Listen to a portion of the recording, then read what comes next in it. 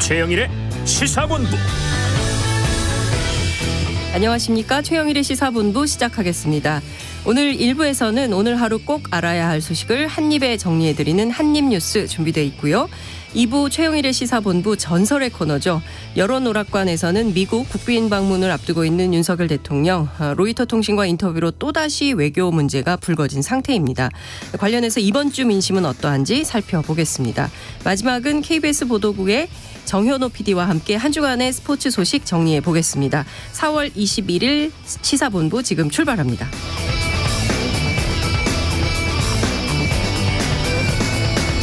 저는 건강상의 이유로 자리를 비운 최영일 평론가를 대신해서 진행을 맡고 있는 장윤선입니다. 1부 마지막에 듣는 노래 디저트송 신청도 기다립니다. 오늘 듣고 싶으신 노래 있으시면 문자 샵 9730으로 자유롭게 보내주십시오. 짧은 문자 50원, 긴 문자는 100원입니다. 오늘의 디저트송으로 선정되신 분께는 치킨 쿠폰 보내드리니까요. 많은 참여 부탁드립니다. KBS 1라디오의 모든 프로그램은 유튜브에서도 함께 할 수 있습니다. 실시간 방송도 보실 수 있고요. 정치, 경제, 사회, 문화 등 다양한 분야의 명품 콘텐츠도 마련돼 있으니까요. KBS 1라디오 채널 구독과 좋아요 그리고 댓글도 많이 부탁드립니다.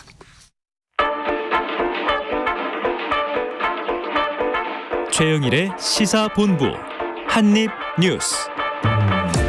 오늘의 핵심 뉴스 한입에 정리해드립니다. 한입뉴스 시간 시작해보겠습니다. 박정호 오마이뉴스 기자, 이봉우 미디어 인권연구소 뭉클 연구원과 함께 하겠습니다. 두 분 어서 오십시오. 안녕하십니까. 네, 금요일이네요. 네. 금요일은 괜히 기분이 좋죠. 그러게요. 네, 오늘 또 조금 날씨도 좋아서. 그러니까요. 약간 목소리 톤도 좀 올라가는 것 같고. 네. 오늘 밖에 이렇게 보니까 무료 시식 행사 이런 거 하는 데도 많더라고요. 네. 잘 찾아다녀야겠어요. 예. 그런데 오늘 새벽 경남 밀양 한국 카본 2공장에서 큰 불이 났는데 지금 상황 어떻습니까? 예, 다행히 불길이 잡혔습니다. 네. 오늘 오전 11시 8분쯤에 주불 진화가 완료가 됐는데요. 이 불이 난 게 오늘 오전 4시 57분쯤이거든요. 이 공장 기계에 불이 났다라고 공장 관계자가 신고를 했는데 소방차가 출동해 봤더니 이미 불길이 많이 번져서요. 그래서 대응 1단계를 발령을 했다가 2단계로 격상하는 그런 상황이었고, 이 담당 소방서뿐만이 아니고 10개 정도, 그러니까 이 경남 지역뿐만이 아니고 부산, 울산, 경북에서도 인력과 장비가 투입이 됐습니다. 그러니까 가연성 이 스폰지라고 우리가 부르는 그 우레탄 폼에 불이 옮겨 붙어가지고 근처 야산까지 불길이 번졌었는데 다행히 인명 피해 없이 지금 주불이 진화된 상태입니다. 아유, 정말 다행입니다. 네. 그런데 이게 지금 전국적으로 번지고 있는 전세 사기 피해 소식이 굉장히 심각한 것 같은데 오늘도 있습니다. 어제 정부 여당이 전세 사기 피해 주택이 경매로 넘어가는 것은 일단 중지시키겠다 이런 입장을 밝혔는데 지금도 경매는 계속되고 있다 이런 소식이 있네요. 그렇습니다. 이게 사실 경매를 막는 것이 피해자들에게는 가장 시급한 문제입니다. 경매로 넘어가서 집이 결국엔 팔리면 집에서도 쫓겨나고 그렇죠. 보증금도 날리는 것이라서 지금 보니까 오늘 오전에 보도 나온 거에 따르면 3월 한 달에만 지금 이 전국적으로 전세 사기 피해액이 1,385억이 넘어갔다 그러니까 지금 계속해서 일파만파 이 피해가 커지고 있는데 그래서 정부도 4월 19일에 금융위원회 그리고 금감위가 피해 주택 채권을 가진 이 민간 금융사들에게 협조 공문을 보내서 이 경매 일정을 조금 연기해달라, 유예해달라는 요청을 보낸 바가 있습니다. 하지만 안타깝게도 오늘도 경매는 계속 진행되고 있습니다. 어제도 계속됐고요. 이 민간의 경매주를 중단해달라고 강제할 수 없는 것이 가장 큰 원인으로 꼽힙니다. 그래서 협조 공문을 보내도 이 민간 채권자들인 금융사 또는 이 채권 관리사들이 그 협조 공문을 굳이 따라줄 강제성은 없는 것이죠. 그렇다 보니까 경매를 계속 진행하고 있고 심지어는 이게 또 안타까운 소식인데 이게 유찰되는 사례가 굉장히 많아서 가격이 계속 떨어지니까 여기 이제 경매에 넣어보는 입찰자들의 숫자가 더 늘어나고 있다. 이런 언론 보도도 지금 나오고 있습니다. 일단 어제 인천지방법원에서 진행됐던 이 미추홀구 사기 피해 주택 경매는 일단 유찰이 되었다고 합니다. 네. 하지만 유찰됐다는 거는 언젠가는 또 낮은 가격으로 낙찰이 된다는 얘기라서 세입자들이 곧바로 집에서 쫓겨나야 되는 상황 거의 임박해 있는 상황이고요. 19일에 실제로 최저 입찰가보다 30% 낮아진 가격으로 피해 아파트가 최종 낙찰이 되어서 입주민이 나간 바가 있습니다. 다만 일부 사례에서는 정부의 협조 요청을 받아서 경매 기일을 연기한 사례도 있긴 있습니다. 어제 미추홀구 숭이동 금화동, 주안동 일대 사기 피해 주택 26세대는 금감원의 요청을 이유로 기재를 해서 기일 변경을 했다 그럽니다. 하지만 이것도 일단 유예만 시켜놓은 것이라서 언젠가는 경매가 이루어집니다. 그렇기 때문에 지금 피해자들은 근본적인 대책이 필요하다. 계속 언급되고 있는 공공 매입이나 우선 매수권 도입을 좀 빠르게 추진해달라고 요구를 하고 있지만 정부 여당은 특히 공공 매입 부분에 대해서는 강력하게 반대를 하고 있고요. 어제 피해자들이 근본적인 대책을 요구하면서 대통령 집무실 앞에서 기자회견도 했습니다. 네. 이 경매 유예 주치가 필요하긴 하지만 미봉책에 불과하다. 근본적 대책을 호소하면서 대통령 면담 요청서를 전달하기도 했는데 일단 대통령실은 관련 대책이 논의 중이라는 이유로 이 면담 요청서 수령을 거부했습니다. 왜 이러는 거죠? 그러니까 이를테면은 지금 사람들이 죽어나가고 있는 거 아닙니까? 예? 그리고 지금 당장 하루하루가 지금 막 피가 마르는 이런 상황인데 정부 차원에서 특단의 조치를 내리든가 안 그러면 국회와 함께 논의를 해서 특별법을 만들어서 방법을 마련하거나 이렇게 많은 분들이 지금 연루가 되어 있는 이 엄청난 사건에 대해서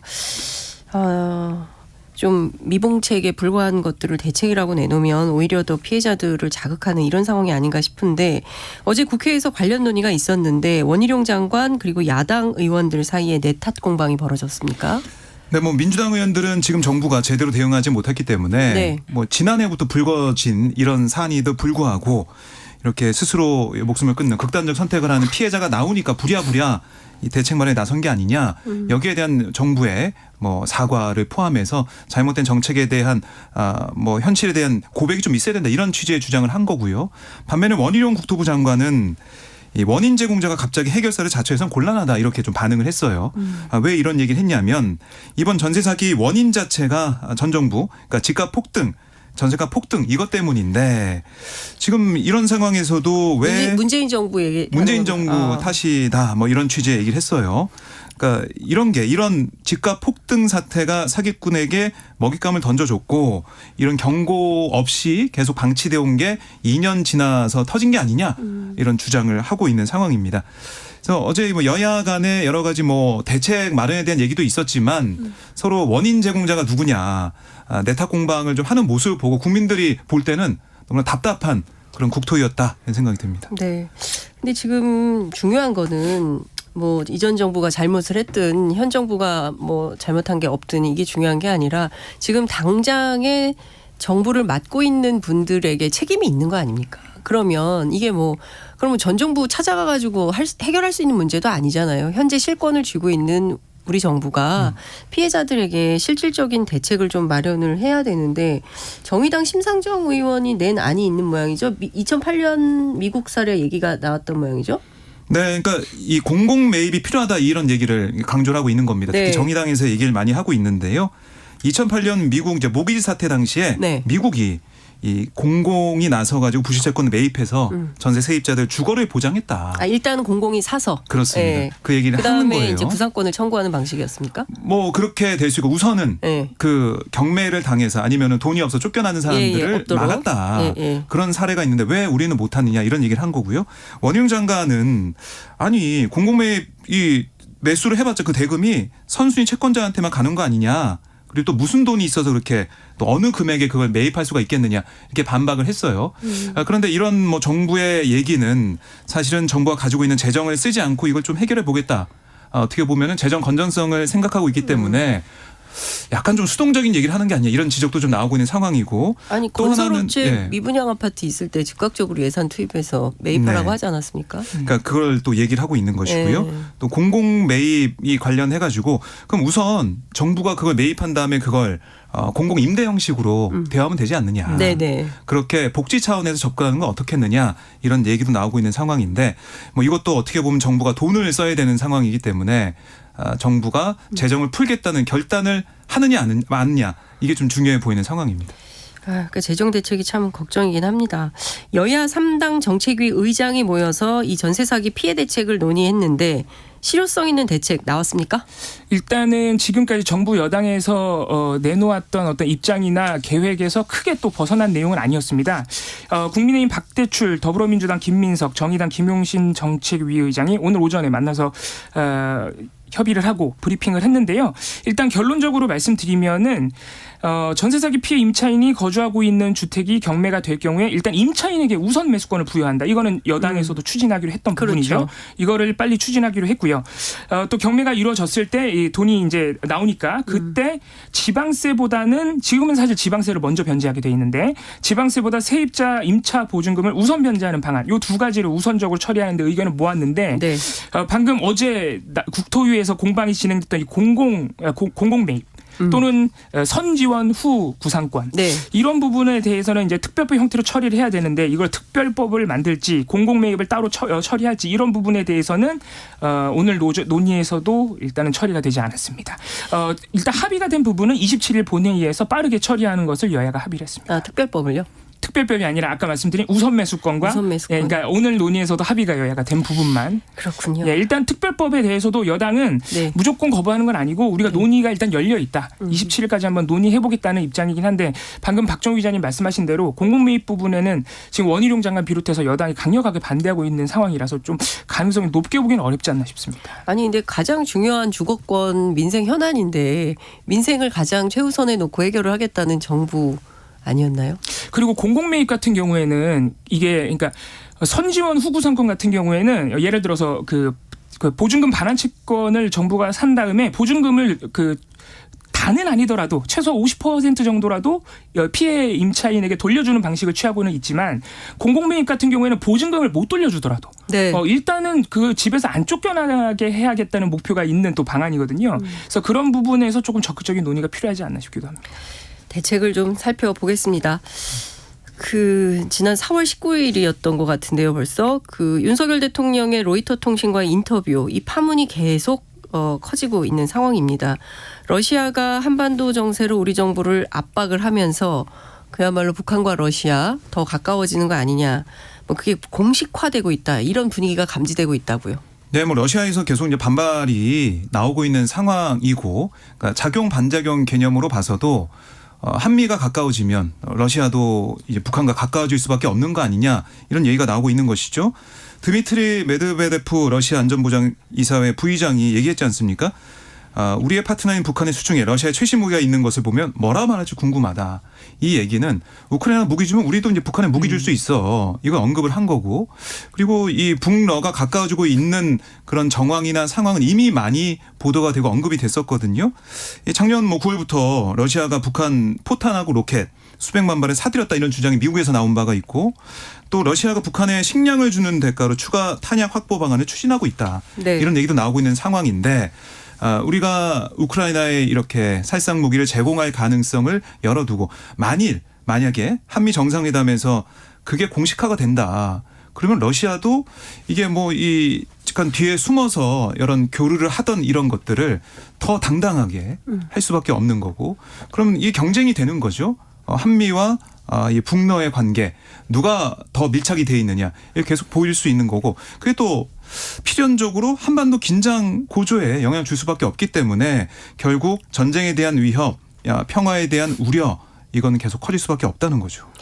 정말 걱정입니다. 지금 어제도 말씀을 드렸지만 특히 이제 러시아 그다음에 중국 우리 주변 국가들과의 관계를 정말 잘 해야 되거든요. 그래야 이제 동북아시아 평화 체제가 안정적으로 관리될 수 있는 건데 지금 러시아 이렇죠. 중국하고 대만 문제도 또 굳이 말씀을 또 하셨어요. 그래서 이 중국도 가만히 있는 분위기는 아닌 것 같습니다. 네, 그렇습니다. 네. 지금 어제부터는 또 이 중국에서 아주 강력한 경고 메시지가 나오고 있는 것이죠.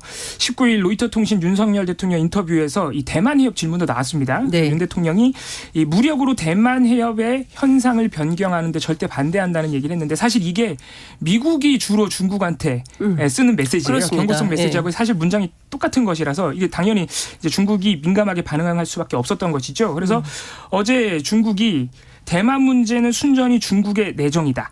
타인의 말참견을 허용하지 않는다는 입장을 냈는데 특히 이 말참견을 허용하지 않는다는 부분에서 부용치회라는 사자성어로 썼다 그러는데 이게 타국 정상에게는 잘 쓰지 않는 굉장히 고강도의 비난 용어라고 합니다. 또 한국은 하나의 중국 원칙을 지키고 대만 문제에 신중히 처리하라. 또 이런 얘기도 했는데요. 북한과 한국은 모두 유엔 가입한 주권 국가로서 한반도 문제와 대만 문제는 성질과 경위가 완전히 달라 비교할 수 없다라는 얘기도 해서 왜 전혀 무관한 대만 해협 얘기를 한국이 하느냐. 그러면 전혀 무관한 한반도에 대해서 중국이 개입해도 되느냐. 이제 이런 취지로 우리가 또 해석해 볼 수 있는 것이라 러시아와 마찬가지로 중국도 한반도 문제를 역시 압박 무기로 들고 있는 것 아니냐. 이런 예상도 해볼 수가 있습니다. 우리 정부 곧바로 항의했습니다. 외교부는 이 수위 높은 중국 당국의 입장에 입에 담을 수 없는 발언이다. 중국의 국격을 의심하게 하는 외교적 결례이다라고 우리도 이례적 수준으로 강경하게 비난을 했고요. 싱하이밍 주한 중국 대사도 곧바로 어제 초치를 해서 강력하게 항의를 했다 그러는데 오늘 오전에 보니까 중국에서 또 입장이 나왔습니다. 네. 친강 외교부장이 대만 해협 언급들 황당하고 위험하다. 대만 문제를 언급하면 불장나면 대만 문제에 불장난을 하면 타 죽을 것이라는 강경한 비난을 또 오늘 오전에 내기도 했습니다. 거의 북한 수준의 설명이 나오는 것 같습니다. 근데 사실은 이 중국은 대만 문제에 굉장히 예민하고 뭐 내부에서는 뭐 무력에 의한 통일 얘기도 나오고 이렇거든요. 그리고 분명히 이것은 내정 간섭이라는 입장이 강한데 우리 대통령께서 이 문제를 국제 문제로 이렇게 치환해서 인터뷰를 한 내용이 공개가 됐기 때문에 중국이 아마도 다른 것은 몰라도 이것은 물러설지 않을 공산이 크기 때문에 앞으로 이 문제가 어떻게 될지 좀 더 지켜봐야 될 것 같고요. 러시아, 중국 뭐 하루 만에 그 이웃 국가들이 막 계속 뭐 쏟아내고 있습니다. 우리 대통령실은 어떤 반응을 보이고 있습니까? 그러니까 어제 윤 대통령이 여당 지도부를 만났습니다. 여기에서 로이터 통신 인터뷰 문제 이게 언급이 있었다고 하는데요. 대규모 학살 같은 뭐 그런 일이 일어나면 당연히 국제사회 일원으로서 역할을 해야 된다. 그런 일반론적인 얘기다라고 해명하는 얘기가 알려지고 있고요. 대만 해협 발언에 대해서도 문재인 정부도 똑같은 얘기를 했다. 말을 섞는 거는 명분이 없는 얘기인 것 같다. 이렇게 얘기를 했습니다. 그러니까 과거에도 했던 얘기를 반복한 수준인데 이런 반응이 나오고 있는 거 이건 지적하는 그런 상황이었습니다. 그러니까 2021년 문재인 대통령과 바이든 대통령과의 정상회담 이후 공동성명에 어떤 내용이 있었냐면 대한 해협에서의 평화 안정 유지의 중요성을 확인했다. 이런 내용이 있었거든요. 네. 그래서 아마 이제 그거를 언급하면서 당시 뭐 중국이 그때 이제 불장난하지 말라라고 그때도 반발을 했었는데 네. 이걸 얘기한 걸로 보입니다. 그래서 대통령실 뭐 대통령의 생각은 그동안 해왔던 그 기류에서 벗어나지 않는 얘기인데 러시아와 중국이 좀 과민하게 반응하고 있다. 이런 것 같아요. 하지만 지금 현 상황에서 보면 우크라이나 문제나 그리고 이제 대만 문제에 대해서 서방사의 여러 가지 상황을 보면 이번에 G7 외교장관도 강하게 대만 해협에 대해서 얘기했지 않습니까? 현상 유지, 현상 변경은 안 된다. 이 얘기를 했기 때문에 우리가 거기에 이제 발맞춰가고 있는 모습인데 그러니까 이렇게 된다면 결국엔 한미일 아니면은 이 서방 사회와의 우리의 이제 밀착, 우리가 이제 한쪽으로 기울어가는 그런 외교 쪽으로 간다는 것인데 그렇게 갈 수밖에 없다면 가는 것이지만 그렇게 갈 수밖에 없는 이유와 그렇게 가면서 우리가 얻을 수 있는 게 뭔지 이걸 국민들이 좀 알고 싶어하고 궁금해하거든요. 그래서 다음 주 예정되어 있는 한미 정상회담에서 이런 국제사회의 기류가 좀 변한 이런 상황에서 우리가 얻는 게 뭔지 확실하게 이제 드러난다면 이게 여론상으로도 좀 좋아질 것 같다. 저는 그런 생각도 듭니다. 그러니까 지금 사실 우리가 그동안 그 중국과 러시아에 대해서는 전략적 모호성이 좀 있지 않았습니까? 그러니까 구체적으로 굳이 또 말하지 않아도 되는 측면도 있어요. 외교상. 그리고 또 우리가 처한 그 한반도 남단에 있는 위치적, 지정학적인 문제를 또 미국도 모르지 않습니다. 그리고 중국도 알고 러시아도 우리의 상황과 처지를 잘 알거든요. 그래서 그동안 늘 설득하고 우리의 입장을 충분히 설명하고 하면서 한반도 평화 체제를 안정적으로 관리를 해왔던 건데 최근에 대통령실에서 나오는 발언들을 보면 대단히 거칩니다. 그러니까 이게 외교를 하자는 건지 한판 뭐 어떻게 하자는 건지 이런 의혹이 들 정도로 너무 거친 말들이 우리 측에서도 예컨대 뭐 다시 한번 읽어보라든가 뭐 러시아의 학에 따라 달려있다든가 이런 표현은 좀 적절하지 않아 보인다. 그래서 조금 우리도 좀 차분하고 진중하게 정말 그야말로 국익을 우선에 두는 외교적 발언을 해야 되는 것은 아닌가 싶고요. 그동안 우리 역사를 쭉 보면 올해 북핵 위기 30년이라고 그랬잖아요. 그럼 비핵화, 평화, 통일, 안정, 번영, 이 중국하고 러시아 떼어놓고 생각하기가 굉장히 어렵습니다. 그렇기 때문에 언제나 잘 관리해야 된다는 점, 이 점을 우리가 좀 잘 기억해야 될 것 같다라는 생각이 듭니다. 자, 이 시각 교통 상황 알아보겠습니다. 정현정 리포터 나와주십시오. 네, 현재 서울 시내 여의도 현대카드 앞에 모여있던 집회 인원들이 행진을 하고 있습니다. 국회대로 현대카드 앞에서 출발해서 국민의힘 당사, 은행로를 지나서 국민은행 서관 앞까지 이동할 예정이니까요. 참고해 주시고요. 강변북로 구리 쪽으로는 마포대교에서 반포대교까지는 30분 정도 소요되고 있습니다. 평소보다 돌발 구간 많습니다. 앞차와의 안전거리 유지하셔야겠는데요. 경부고속도로 서울 쪽으로 달래내곡에 조금 지난 지점 2차로에서 사고 있었습니다. 반포까지 정체고요. 경인고속도로 서울 방향은 서인천에서 부평, 더 가서는 부천에서 신월까지 막히고 있습니다. 수도권 제1순환고속도로는 판교에서 일산 방면으로 김포요금소 부근 1차로와 2차로에서는 승용차 관련 사고 있는데요. 이 영향으로 자유로 나들목에서 김포요금소까지 4km 구간 밀리고 있습니다. KBS 교통정보센터에서 정현정입니다.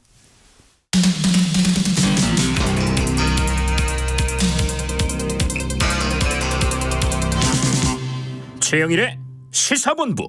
네, 박정호 기자, 이봉우 연구원과 함께 한입뉴스 계속 이어가겠습니다. 자, 민주당 전당대회 돈봉투 의혹, 그 파장이 계속 확산되고 있습니다. 송영길 전 대표 이르면 다음 주 초에 오는 겁니까?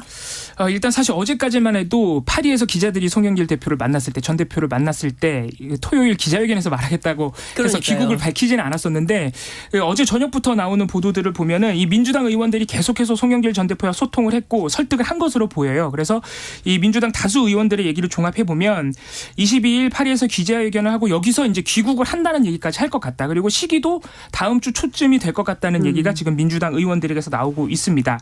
아마도 민주당 안에서 지금 송영길 전 대표를 향한 압박이 강해지고 있기 때문에 빨리 들어와서 설명을 해야겠다는 판단이 선 건 아닌가 싶습니다. 지금 민주당 안에서는 강제 출당을 해야 된다는 의견도 있었고요. 자진 탈당, 정계 은퇴를 요구하는 목소리도 있었고, 심지어는 압송해야 된다는 지금 어제 주장도, 의총에서 그런 얘기가 나왔다면서요. 의총에서 이런 얘기들이 대국민 사과해야 된다는 얘기도 나오고 그래가지고 송 전 대표로서는 결국에는 다음 주 초에 귀국해야 된다는 생각하지 않나. 물론 이게 아직 송영길 전 대표 입에서 나온 얘기는 아니지만 내일 기자회견 한번 지켜봐야 될 것 같습니다. 와야죠. 와서 대국민 사과도 하고요.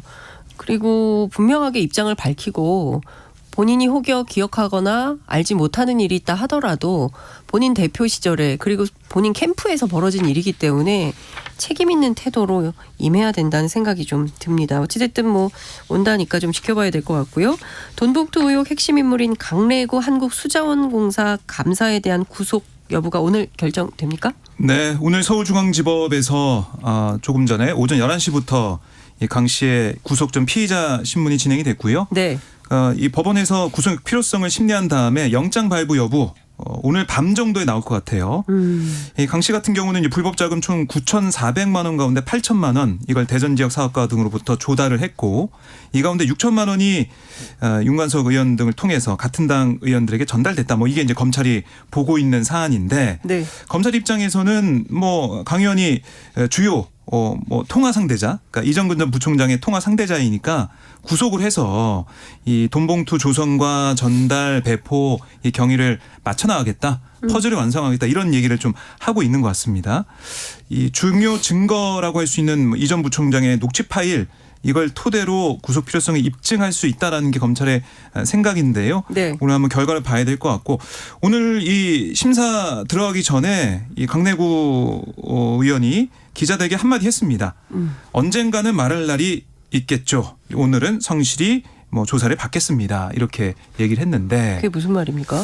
그러니까 뭐 이게 맞냐, 녹취 내용 이런 것들이 다 맞냐라고 기자들이 물어보니까 언젠가 말할 날이 있겠다, 이렇게 얘기를 하고 들어갔는데, 글쎄요, 이 수사 과정에서 지금 민주당 관련자들이 더 뭐 늘어날 수 있다는 얘기가 나오고 있는 상황이거든요. 이정근 전 사무총장 이 전화에 녹음된 내용도 있고, 그다음에 이정근 전 부총장에게 돈을 준 이 박모 씨, 사업가 박모 씨 전화기에 녹음돼 있는 네. 또 그런 내용도 있다고 해요. 그래서 그 내용이 과연 돈봉투 의혹에만 머물 것이냐. 그러면 이거 말고 다른 뭐 청탁건이나 알선수재건 그런 의혹들까지 담겨 있지 않을까라는 또 얘기도 나오고 있어가지고요. 이 파장이 앞으로 더 커질 수 있다. 이런 우려가 민주도 뭐 당 안팎에서 나오고 있는 상황입니다. 오늘 오전 한 주간지 보도에 따르면 이정근 노트 예. 뭐 이렇게 본인이 구술하고 지인이 정리한 노트가 있고 거기에 뭐 친노, 친문, 친명 뭐 이런 돈줄이 적혀 있다라는 소식까지 들어와 있는데요. 물론 실제로 그 이정근 전 사무부총장의 변호인은 뭐 뭘 적고 이러는 사람이 아니다. 그래서 이게 누구가 어떻게 정리한 건지 모르겠다라는 얘기도 나오고 있긴 한데요. 어쨌든 이 보도가 또 불러올 파장이 또 만만치 않을 것 같다라는 생각이 좀 듭니다. 제주 4.3 기념일에 격이 났다. 뭐 이런 취지로 발언을 해서 무리를 빚은 분이 있죠. 국민의힘 김재원 최고위원인데요. 어제 제주를 찾아가서 제주 4.3 유족들에게 사과를 했군요. 그렇습니다. 하지만 제주 4.3 유족들은 일단 진심 어린 사과라고 보지는 않는 것 같습니다. 진정성이 없다. 그렇습니다. 이런 판단하십니까? 예, 제주 4.3 기념일 당시 이제 윤 대통령이 오지 않았던 불참했던 문제 때문에 이 김재원 최고위원이 그때 격이 났으니까 좀 안 가도 되는 거 아니야? 이런 식으로 발언했다가 이제 논란이 크게 빚어진 것이고 김재원 최고위원은 그런 이제 설화들이 겹치면서 사실 이 공식 활동을 자제하라는 좀 당내 경고를 받은 상황이죠. 그래서 어제 오후에 이 제주 4.3 평화기념관 대회의실에서 유족들을 만나서 사과의 뜻을 전했습니다. 제 잘못으로 상처를 입은 유족과 도민 여러분께 진심으로 사과드린다면서 머리를 숙였는데요. 네. 하지만 제주 4.3 유족들은 단순히 자신의 실수를 털기 위한 자리가 돼서는 안 된다. 지금 국민의힘에서 반복되는 이 4.3 폄훼가 이루어지고 있는데 재발 방지 약속 공식적인 당의 공식적인 입장을 가지고 왔어야 하는 것 아니냐라고 항의를 했고요. 제주 4.3 유족 단체 중 일부는 진정한 사과가 아니라면서 회의실을 박차고 나가기도 했습니다. 이에 대해서 김재원 최고위원은 자숙하는 기간이어서 당의 입장을 가지고 올 수 있는 사정은 아니었다. 개인적인 잘못을 사과하는 자리로 말씀드리려 왔다. 이것을 꾸짖는다면 또 달게 받겠다라는 입장을 표명하긴 했습니다. 근데 뭐 사실은 이제 김재원 최고위원이 사과를 하러 갔지만 네. 당내 그러니까 지도부 내에서는 태영호 최고위원의 이제 발언 논란도 있지 않습니까? 그 유족들 얘기를 들어보면 태영호 최고위원은 아직 뭐 공식적으로 사과하겠다는 의견까지 내놓지 않고 있다라는 얘기를 하고 있어요. 네. 그러니까 이게 김재원 최고위원만 사과해서 끝나는 문제가 아니라 국민의힘 생각이 어떤지 이게 궁금하다라고 유족들은 얘기할 수밖에 없거든요. 그러니까 이게 함께 정리가 되지 않는 이상 이 사안은 계속 갈 수밖에 없는 것이고 또 김재원 최고위원도 이 4.3 관련해서 이 논란이 있었는데 지금 어제 뭐 4월 20일이었네요. 네. 그러니까 그 기간 동안 사과를 안 하고 있다가 왜 이제서야 사과로 제주로 갔느냐. 네. 그것도 진정성이 의심된다. 이런 지적도 나오고 있는 상황입니다. 아유 당이 징계할 것 같으니까 네. 이따 가서 분위기가 심상치 사과는 않아서. 했다. 뭐 이런 면피용 아니겠습니까? 근데 관련해서 저는 오늘 아침 이준석 전 대표 라디오 인터뷰가 의미심장하던데 그 태영호 최고위원 문제 아무 얘기가 없지 않냐 뭐 이런 거에 대해서 4.3에 대한 인식이 당 안에 비슷할 수 있다 이런 입장을 얘기를 해서 깜짝 놀랐는데요. 어쨌든 4.3 유족들은 국민의힘의 공식적인 사과와 입장을 요구를 하는 거 아니겠습니까? 네네. 김재원 최고위원 개인이 아니라 지금 태영호 최고도 걸려 있고 또 실제로 제주에 와서 사과도 안 했기 때문에 상당히 그 어떻게 갈지 좀 지켜봐야 될 것 같고 당 내부에서도 태영호, 김재원 두 지도부 일원 최고위원을 어떻게 처리할지 좀 지켜봐야 될 것 같은데 관련해서 그 내년 총선 결과를 우려하는 지적이 지금 상당히 많이 나오고 있습니다. 안철수 의원이 오랜만에 목소리를 냈죠? 네, 안 의원이 오늘 한 라디오에 출연해서 이 대통령과 당 지지율 동반하라 뭐 이런 현상에 대해 국민 기대에 못 미쳤기 때문이다 이렇게 진단을 내렸습니다. 그러니까 총선 전망에 대해서도 잘못하면 지금보다도 그러니까 115석에 지금보다도 훨씬 더 의석이 줄어들 수 있다.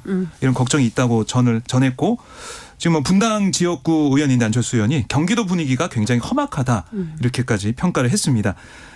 그리고 이제 특히 이제 중도층, 2030층, 무당층 이런 지지율이 좀 안 좋아서 앞으로 1년 동안 이 떠난 분들 마음을 다시 잡는 노력 정말로 필요하다 이렇게 강조를 했고요. 아울러 저희가 방금 전해드린 이제 최고위원들의 설화 여기에 대해서 이 설화 같은 거 결과적으로 나타난 현상이고 거슬러 가 보면 결국 당신 100% 이 전당대회 룰이 문제가 아니냐 네. 이렇게 꼬집기도 했습니다. 결국 안철수 의원도 이제 목소리를 내고 있는데 당이 잘못하고 또 민심과 괴리되는 얘기가 있다면은 계속해서 나와서 얘기를 하겠다 이렇게 말을 하더라고요. 그러니까 최고 위원들의 이런 문제나 당의 모습에 대해서 총선이 1년도 안 남은 그런 상황이 되다 보니까 당 안팎에서도 여러 가지 목소리가 나오는 건 상황 같습니다. 근데 안철수 의원뿐만 아니라 수도권의 의원들이 굉장히 불안해하고 있습니다. 이렇게 지도부가 가서는 정말 지금도 사실은 서울 의석 몇 개 안 되는데 수도권 의석 몇 개 안 되는데 더 힘들어질 수 있다 이런 얘기가 나오고 있죠. 자, 외교안보 논란 속에서 수출 실적 이것도 좋지가 않다 이런 얘기가 나오고 있습니다. 4월에도 수출 감소세가 이어지고 있죠. 그렇습니다. 오늘 관세청이 발표한 4월 1일부터 20일까지의 수출액은 323억 7천만 달러로 작년 같은 기간에 비해서 11% 감소해서요. 무역 수지로 41억 달러를 기록을 했습니다. 무역 수지는 작년 3월부터 14개월째 적자를 기록하고 있는데 이게 1997년 5월 이후 처음 있는 일이라 그러고요. 수출액의 감소세는 7개월 연속인데 이것도 코로나19 초기 확산되고 있었던 2020년 8월 이후에 3년 만에 연속적인 감소라고 합니다. 올해 들어서 4월 20일까지 누적된 무역 적자만 265억 8,400만 달러에 이르는데 특히 품목별로 보면은 반도체가 39.3%나 감소를 했어요. 수출액이. 그래서 반도체의 이 약세가 계속해서 좀 장기화되는 것 아니냐 우려가 커질 수밖에 없습니다. 최근에 이 반도체 제품 가격 하락세 계속되고 있고 이 때문에 삼성전자가 이 감산을 발표하기도 했기 때문에 반도체 수출의 회복이 언제 되느냐 계속해서 걱정이 될 수밖에 없고요. 국가별로 보면은 저희가 아까 중국과의 관계 악화되고 있는 우려를 말씀드렸는데 대중국 수출이 26.8%나 감소해서 역시 최대 무역국인 이 중국에 대한 무역 수지 적자도 계속해서 우려가 되고 있습니다. 네. 그러니까요. 그러니까 중국 시장을 대체할 어떤 대안을 마련해 놓고 뭐 이렇게 가야 되는데 그런 것 없이 상황 혹은 관계부터 악화가 되니까 많은 분들께서 걱정하는 것 같습니다. 정부도 마찬가지일 것 같아요. 네. 뭔가 좀 대책이 필요해서 수출 반등을 위한 여러 대책 내놓고 있죠. 네, 오늘 추경호 부총리겸 기재부 장관이 비상경제장관 회의를 주재를 했는데요. 네. 조세 특례 제한법을 개정해서 반도체 같은 국가전략 기술에 대해 세액 공제 혜택을 대폭 늘리겠다. 올해 설비 투자에 나서는 중소기업 최대 28%까지 세액 공제를 주겠다 이렇게 강조를 했습니다. 예, 수출이 돼야 우리 경제가 살아날 수밖에 없는데 이제 어려운 상황이고 특히 우리가 이제 전기차 2차 전지 또 반도체 이 부분이 주요 전략 산업이라 볼 수가 있는데요. 중국이 아니면 어디다 이거 좀 수출하고 우리의 먹거리로 삼을 수 있을 것이냐 여기에 대한 해법이 좀 필요한 상황이고 그래서 다음 주 한미 정상회담이 주목이 되는 그런 상황입니다. 그렇습니다. 어찌됐든 뭐 다변화해야죠. 무역도 다변화하고 뭐 여러 가지로 좀 남아시아 정책도 좀 새롭게 들여다보고 다양하게 좀 해봐야 될 것 같습니다. 오늘 두 분 말씀은 여기까지 들어야 될 것 같습니다. 감사합니다. 고맙습니다. 네, 지금까지 박정호 오마이뉴스 기자 이봉우 미디어 인권연구소 뭉클 연구원과 함께했습니다. 자, 오늘의 디저트송 발표하겠습니다. 0880님께서 주셨습니다. 안녕하세요. 아이유의 좋은 날 디저트송으로 신청합니다. 꼭 틀어주세요. 꼭 틀어드리겠습니다. 1056님도 주셨습니다. 아이유의 노래 신청해 주셨어요. 두 분이 통하셨습니다. 자, 두 분께 모바일 치킨 쿠폰 보내드리겠습니다. 아이유의 좋은 날 디저트송으로 들으면서 저는 2부로 다시 돌아오겠습니다.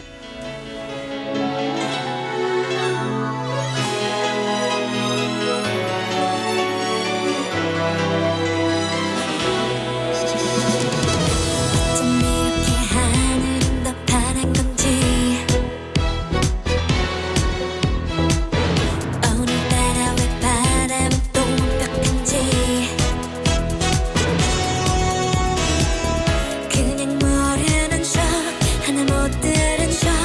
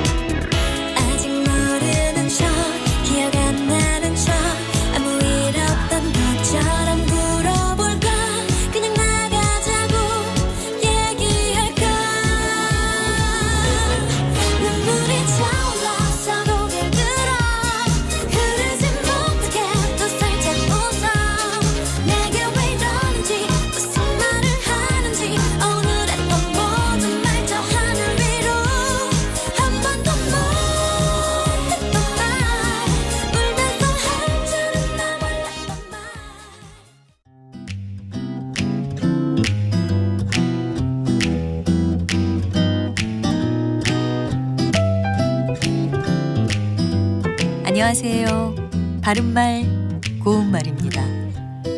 KBS 1텔레비전에서 방송되고 있는 우리말 겨루기에서 나왔던 문제를 짚어보겠습니다. 오늘은 제시되는 3개의 표현에 공통으로 들어가서 겸남말을 이루는 표현을 맞히면 됩니다. 자, 문제 드립니다. 책 이것, 병 이것, 이것 밥. 여기서 이것에 공통으로 들어가는 이음절로 된 표현 무엇일까요? 이 문제의 정답은 뚜껑입니다. 책 뚜껑은 책의 맨 앞뒤의 겉장을 뜻하는 것으로 표지라는 한자와 같은 것입니다. 두 번째 병뚜껑은 설명하지 않아도 잘 아실 테고요. 그렇다면 뚜껑밥은 무엇을 가리키는 것인지 알고 계신지요? 뚜껑밥에는 3가지 뜻이 있는데요. 기본 의미는 사발에 밥을 풀 때 작은 그릇이나 접시를 엎어 놓고 그 위에 담은 밥입니다. 이유는 밥을 이렇게 담아야 실제보다 밥이 더 많아 보이겠죠. 오늘 밥은 뚜껑밥이라서 양이 적다 이렇게 표현할 수 있습니다.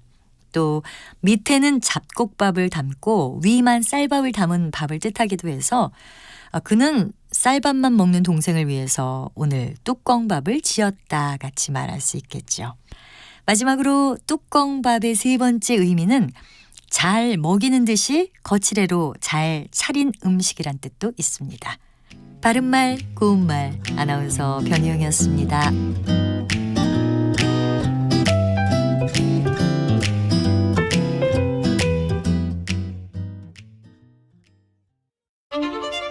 토론은 치열해도 판단은 냉정하게.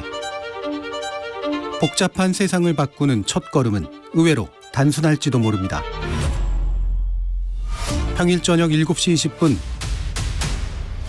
당신을 바꾸는 질문.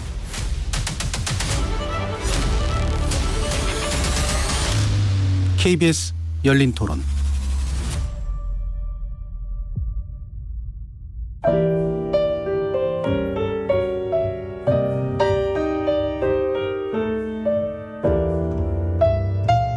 내일의 품격, 김성환의 시사야에서 챙겨가세요. 하루를 마무리하는 시간 꺼내보는 당신의 지식 창고. KBS 1라디오 김성환의 시사야. 평일 밤 10시 5분 여러분을 찾아갑니다.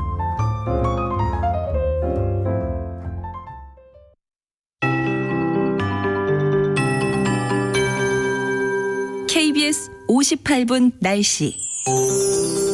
현재 백령도와 강릉, 울릉도의 황사가 관측되고 있습니다. 오늘부터 황사 영향을 본격적으로 받아 영동과 영남 등 동남쪽 지역의 미세먼지 농도 매우 나쁨 단계까지 치솟겠습니다. 그 밖에 대부분 지역 나쁨 단계에 이어가겠습니다. 되도록이면 외출을 줄이시는 게 좋겠습니다.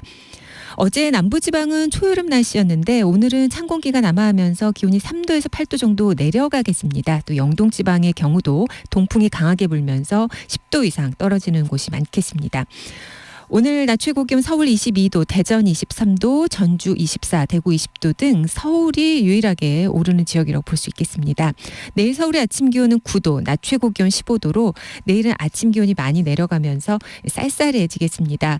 오늘 대체로 흐린 가운데 전남 지방은 비가 조금 내리겠고요. 나머지 대부분 지방은 맑겠습니다. 그리고 대부분 해상 내일부터 물결이 높아지겠습니다. 그리고 내일 오전까지 대부분 해당의 물결도 높고 또 대부분 지역에 바람도 강하게 불겠습니다. 지금 서울의 기온은 17.7도, 습도는 39%입니다. KBS 58분 날씨 강혜종입니다.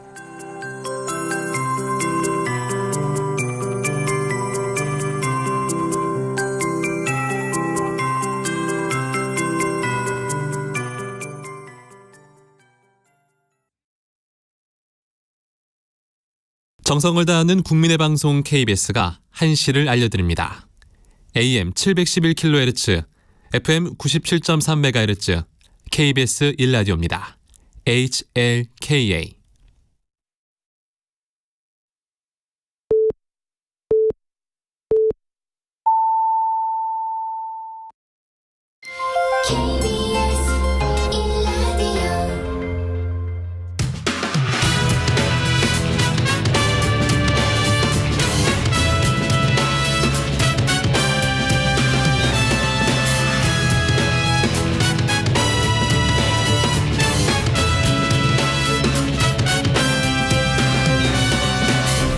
KBS 1라디오 최영일의 시사본부.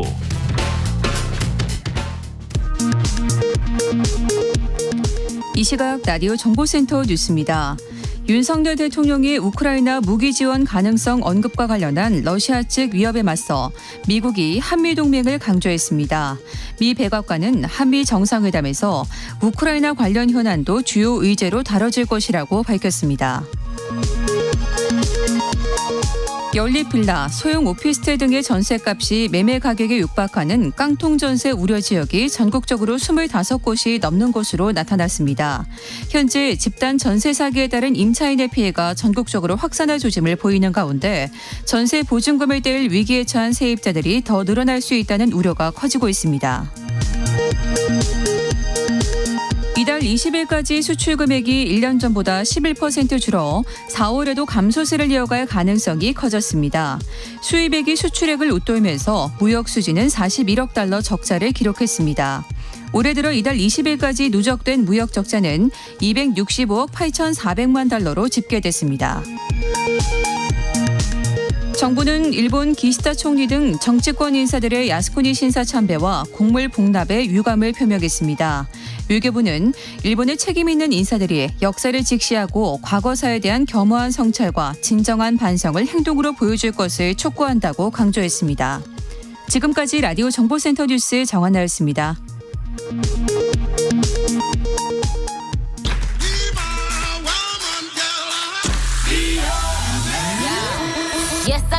인터넷에서 화제가 된 뉴스를 살펴보는 스트릿 뉴스 파이터 시간입니다. 조현정 시사평론가와 함께하겠습니다. 어서 오십시오. 네, 안녕하세요. 네, 금요일이라서 괜히 설레는 마음 없으세요? 뭐 늘 비슷하긴 한데 저는 근데 깜짝 놀라서 오늘 벌써 금요일인가 하고 시간이 너무 빨리 가요. 네, 돌아보면 항상 한 주 한 달 이렇게는 빨리 맞습니다. 가는 것 같아요. 네.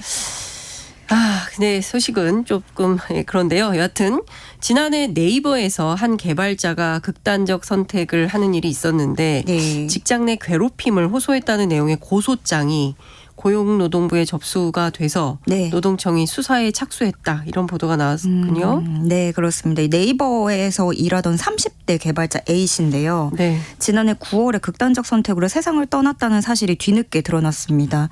근데 이 고용노동부에 접수한 고소장을 보면 A씨가 워킹맘이라는 이유로 차별을 당하고 육아휴직 복직 뒤에 원치 않는 부서에 배정되는 등 직장 내 괴롭힘 정황을 호소하곤 했다. 적극적 조치를 취하지 않은 네이버를 근로기준법 위반 혐의로 수사해달라라는 등의 내용이 담긴 것으로 전해졌습니다. 그리고 이 숨진 A씨가 네. 그 전에 가족들과 나눈 메신저 대화도 좀 공개가 됐는데요. 회사에서 나가라는 것 같다. 어린이집 졸업식에 간 후로 눈밖에 난 것 같다.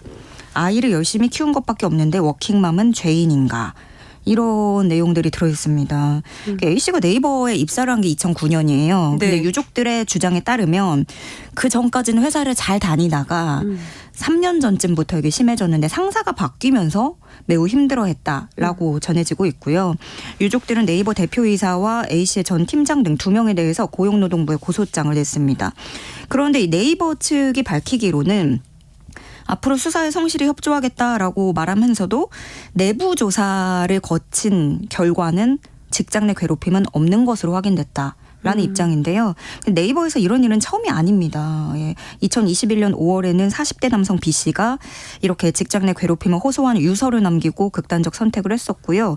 이후에 노동부가 특별근로감독에서 설문을 진행을 했는데 응답한 직원 1982명 중에 절반 이상이 최근 6개월 안에 한 차례 이상 직장 내 괴롭힘을 당했다라고 답을 했습니다.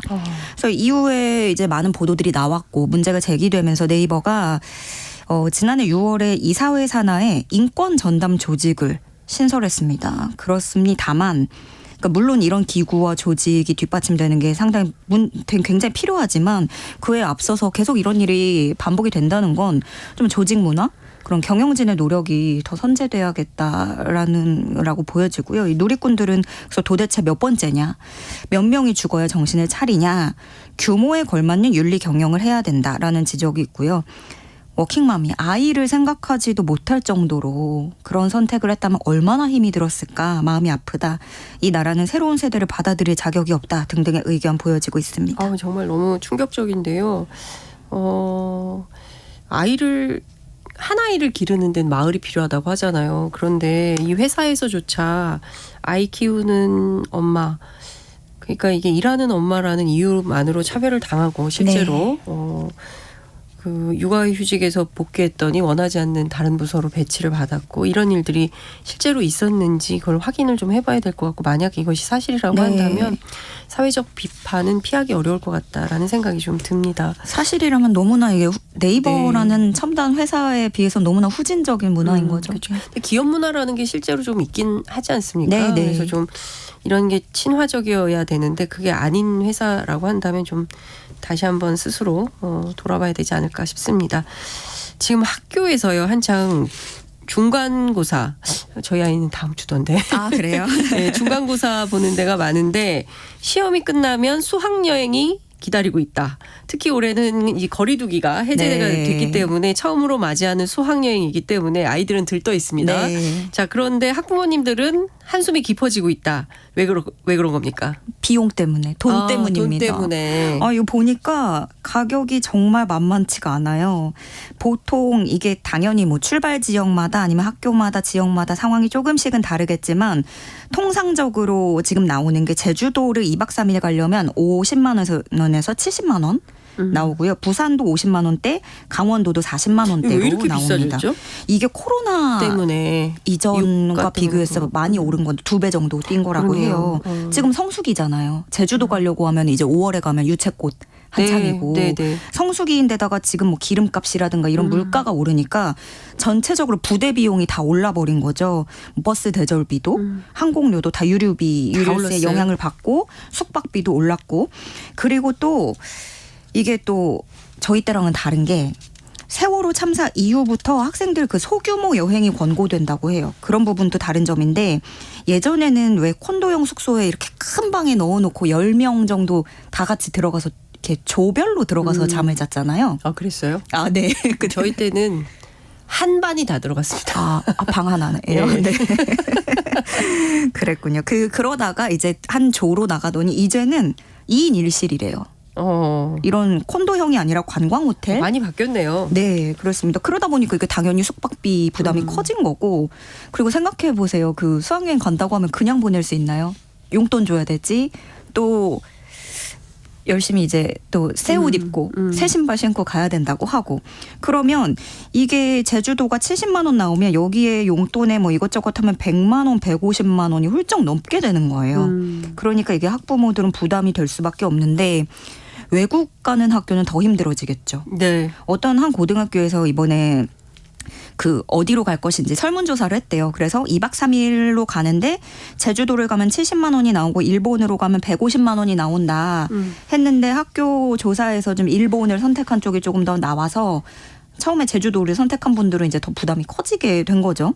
그러니까 물론 당연히 이렇게 어디를 더 선호하는지 가격, 비용을 제시하고 설문조사를 하긴 합니다. 그래서 뭐 학교 구성원들 간의 합의에 따른 것이라고는 하지만 굳이 학교가 이렇게 상한선을 계속 올릴 필요가 있을까 하는 부분인 건데요. 그래서 지역 내 다른 학교들과의 그런 위화감만 조성한다. 그래서 그런 학교 현장에서까지 부익부 빈익빈 현상을 초래한다라는 비판의 목소리가 나오고 있고요. 이렇게 일본이나 뭐 외국 가는 경우에는 많게는 580만 원까지도 책정이 됐습니다. 그런데 1인당 경비가요? 네. 그래서 가령 근데 예전에 보면 IMF 때 같은 경우에는 수학여행을 취소한 학교도 많았었거든요. 그래서 자꾸 이 수학여행의 스케일을 학교 측에서 키우는 것도 문제가 볼 수 있다라고 볼 수 있는 거죠. 그래서 뭐 일각에서는 급식처럼 수학여행도 차별이 생기면 안 되는 분야이기 때문에 교육교부금을 좀 더 쓰자 뭐 이런 의견도 나오고 있습니다. 당연히 그래야 될 것 같습니다. 이 돈 문제 때문에 어떤 아이는 수학여행을 갈 수 없게 된다면 그 얼마나 그 학창 시절에 상처가 되겠습니까? 한 아이도 차별받거나 학교 안에서 슬퍼서는 안 된다고 생각합니다. 그렇기 때문에 저는 이 교육기부금 좀 쓸 수 있지 않습니까? 교부금 써서 아이들이 상처받지 않도록 정부가 적극적으로 좀 노력을 하면 좋겠다. 라는 생각이 좀 듭니다. 요즘 스마트폰으로만 결제를 하는 페이 결제가 계속 네. 늘어나면서 아예 지갑도 놓고 다니고 휴대폰 하나만 네. 들고 다니는 분들이 점점 늘어나고 있는데요. 애플페이에 이어서 삼성페이도 유료화에 시동을 걸면서 카드업계 고민이 커지고 있다고요? 네, 삼성전자가 카드업계에 삼성페이 유료화 방침을 전달한 것으로 알려졌습니다. 근데 이게 거슬러 올라가 보면 시작은 애플페이거든요. 네. 애플페이가 우리나라에 상륙한 게 이제 한 달 차에 접어들었는데 출시 3주 만에 카드 등록수가 200만 건 넘어서고 또 가입자의 이용률이 60%에 달한다고 해요. 그래서 전체적으로 초기 흥행에는 성공했다라는 평가를 받고 있는데 근데 그동안 이제 국내 페이 시스템만 가동되고 애플은 계속 못 들어오고 있었거든요. 그런 상황에 이 애플페이가 기존의 생태계를 뭐 좋은 경쟁이든 출혈이든 뭔가 그걸 뒤엎어버리는 매기 역할을 하게 된 건 분명해 보입니다. 근데 문제는 애플페이가 받는 수수료예요. 지금 알려진 걸로는 이 애플페이가 그 서비스 업체죠. 현대카드로부터 0.15%의 수수료를 받고 있거든요. 네. 애플만 수수료를 받으면서 이건 아무래도 삼성페이로 앞으로 뻗어나갈 것이다라는 우려가 있었고 그게 현실화되는 모습입니다. 그 당초에 금융당국이 애플페이 국내 도입이 가능하다라는 유권 해석을 내릴 때 그 수수료는 그럼 카드사가 부담해야 된다고 발표를 했었거든요. 그래서 애플페이가 들어오면서 이 서비스 업체 독점하고 있죠. 지금 현대카드가. 여기가 이 현대카드에서 결제 건당 수수료를 애플에 지급을 하고 있습니다. 그래서 그동안에는 삼성페이는 무료로 서비스를 제공해 왔는데 유료화로 바꿀 수 있는 명분이 마련된 거고요. 이거는 결국엔 삼성페이를 넘어서 또 네이버페이나 카카오페이 이런 다른 회사들의 수수료 도입으로 이어질 수 있습니다. 근데 카드사들은 문제는 여기서 이제 또 수수료를 빼내가야 되니까 당연히 이제 경영상의 난색을 표하고 있죠. 근데 실제로 이 삼성페이와의 제휴를 끊을 수는 없죠. 왜냐하면 너무 많은 분들이 사용하고 계시니까. 네. 그래서 눈물을 머금고 유료화를 받아들여야 되는데 그렇게 되면 결국에는 소비자한테 전가시키겠죠. 그렇죠. 네. 할인도 줄어들고 아이고, 포인트 혜택도 줄어들고. 네. 그렇게 되면서 이 부분이 이제 소비자 전가가 되는 부분이 문제인데 특히 애플이 이제 여기서 멈추지 않고 애플 캐시, 카드, 애플 뭐 대출이나 예금까지 지금 실질적으로 손을 벌리고 있어서 자연스럽게 여신 업무까지 진출을 하고 있거든요. 그래서 금융 생태계를 조성하는 중이라서 이것도 좀 눈여겨서 지켜봐야 될 포인트인 것 같고요. 네. 누리꾼들은 이럴 거면 그냥 실물 카드 가지고 다닐랜다. 네. 현대카드한테만 수수료 받아라. 그죠? 뿔이 난 모습입니다. 네. 갖고 다니죠, 뭐. 네. 마지막으로 당장 내일부터 조심하셔야 될 게 있다면서요. 네. 교차로 우회전 하실 때 일시정지 의무가 내일부터는 본격적으로 시작이 되는 겁니까? 네, 아유, 이거 큰일 났네. 네. 이거 도입될 때 많은 분들이 너무 헷갈려 네, 하셨잖아요. 맞아요. 어디서 멈춰야 되고 언제 출발해야 되고 이거 되게 헷갈려 하셨는데 이 3개월간의 계도 기간이 오늘로써 종료가 됩니다. 그래서 내일부터 시작인데 운전자는 우회전 신호등이 있는 곳이라면 빨간 신호에는 우회전할 수 없습니다. 우회전 신호등이 있으면 근데 사실 명확하게 알려주니까 이건 네. 좀 헷갈리진 않죠. 그 신호만 지키면. 그 우회전 신호등이 설치되지 않은 곳이 헷갈리는데 전방 신호등이 빨간불일 때 일시 정지한 후에 우회전해야만 하고 이미 우회전을 신호에 맞춰서 하고 있더라도 횡단보도를 건너는 보행자가 나타나면 즉시 정지해야 된다. 그러니까 쉽게 말씀드리면 우회전 신호등이 없어도 그냥 일단 무조건 멈춰서 확인을 하고 네. 그리고 가고 있다가도 사람이 나타나면 멈춰야 된다. 일단 무조건 멈추시는 게 일단 서야 됩니다. 네, 제일 쉬워요. 가지 마시고 일단 서서 상황을 보시고 네. 내일은 아마 경찰들이 많이 네. 교통 경찰들이 많이 배치돼 있을 것 같다라는 생각이 좀 드네요. 어찌됐든 조심조심 안전운전 하시기 당부드립니다. 오늘 말씀 여기까지 듣겠습니다. 고맙습니다. 네, 고맙습니다. 네, 지금까지 조현정 시사평론가와 함께했습니다. 최영일의 시사본부는 여러분과 함께합니다.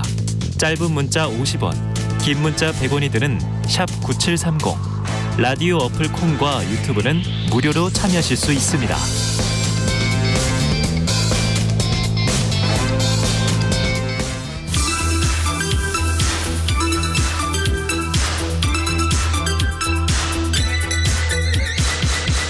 최영일의 시사본부 전설의 코너입니다. 여론오락관 몇 대 몇. 이은영 휴먼앤데이터 소장, 배종찬 인사이트 K 소장 나오셨습니다. 어서 오십시오. 네, 안녕하세요. 이은영입니다. 안녕하십니까. 배종찬입니다. 네. 자, 두 분 오시면 꼭 물어보고 싶었던 게 있었어요. 예. 뭐냐면 표본 여론조사는 표본 설정 체계가 과학적이고 예. 대표성이 객관화되어야 한다. 나아가 질문 내용과 방식도 과학적이고 공정해야 한다. 그렇지 않는다면 이것은 결국 국민을 속이는 것이다. 누구 얘기냐? 바로 지난 18일에 있었던 윤석열 대통령 얘기인데요. 지난주에 마침 배 소장님께서 전광판을 계속 봐야 된다 이런 말씀 해주셨잖아요. 대통령이 전광판을 그렇죠. 봐야 된다. 전광판 안 보면 안 된다. 예. 이런 얘기를 해주셨는데 자 대통령의 이런 발언 여론조사 전문가로서 어떻게 들으셨습니까? 저는 그냥 한마디로 네. 여론 잘 나오면 되는 거거든요. 예. 네, 잘 나오면 이런 얘기 안 합니까? 예. 예. 야구 선수가 뭐 폼, 축구 선수가 폼 탓할 이유 없이 골 넣고 안타 치고 스트라이크 잡으면 되거든요. 그래서 저는 세 글자입니다. 잘해라.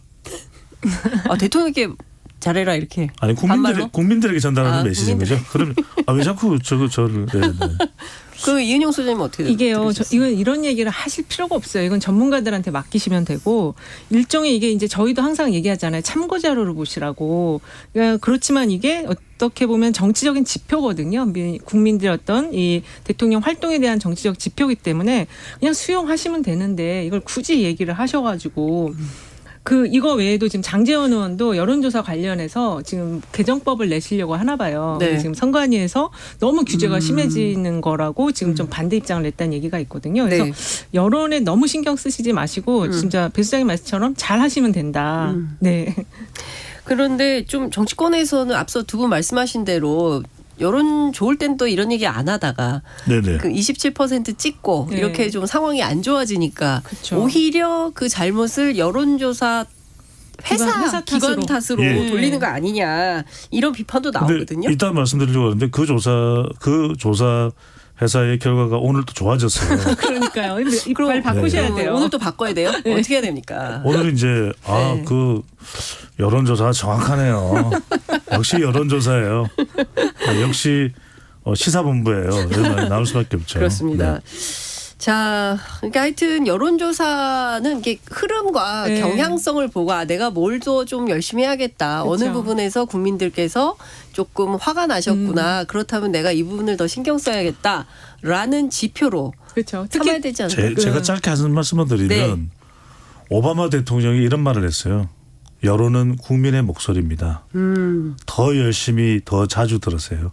그래서 오바마 대통령은 당대 최고의 데이터 분석 전문가인 데이비드 엑셀로드를 네. 백악관 8년 내내 함께했어요. 8년 내내 함께하고 하루에 몇 번이고 연락을 받았어요. 지금 지표가 어떻다.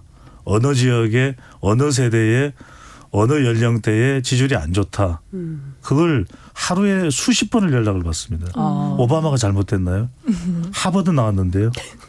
하버드에서 또 다음 주에 연설도 하시고. 그렇죠. 예. 지금 민심과 여론은 다른데요. 여론은 이제 참조를 하시면 되는데 민심은 들으셔야 돼요. 민심은 큰 흐름이기 때문에 지금 말씀하신 것처럼 어떤 데이터에 기반한 쓴소리를 들으셔야 좀 이렇게 자기의 어떤 뒤를 돌아볼 수가 있거든요.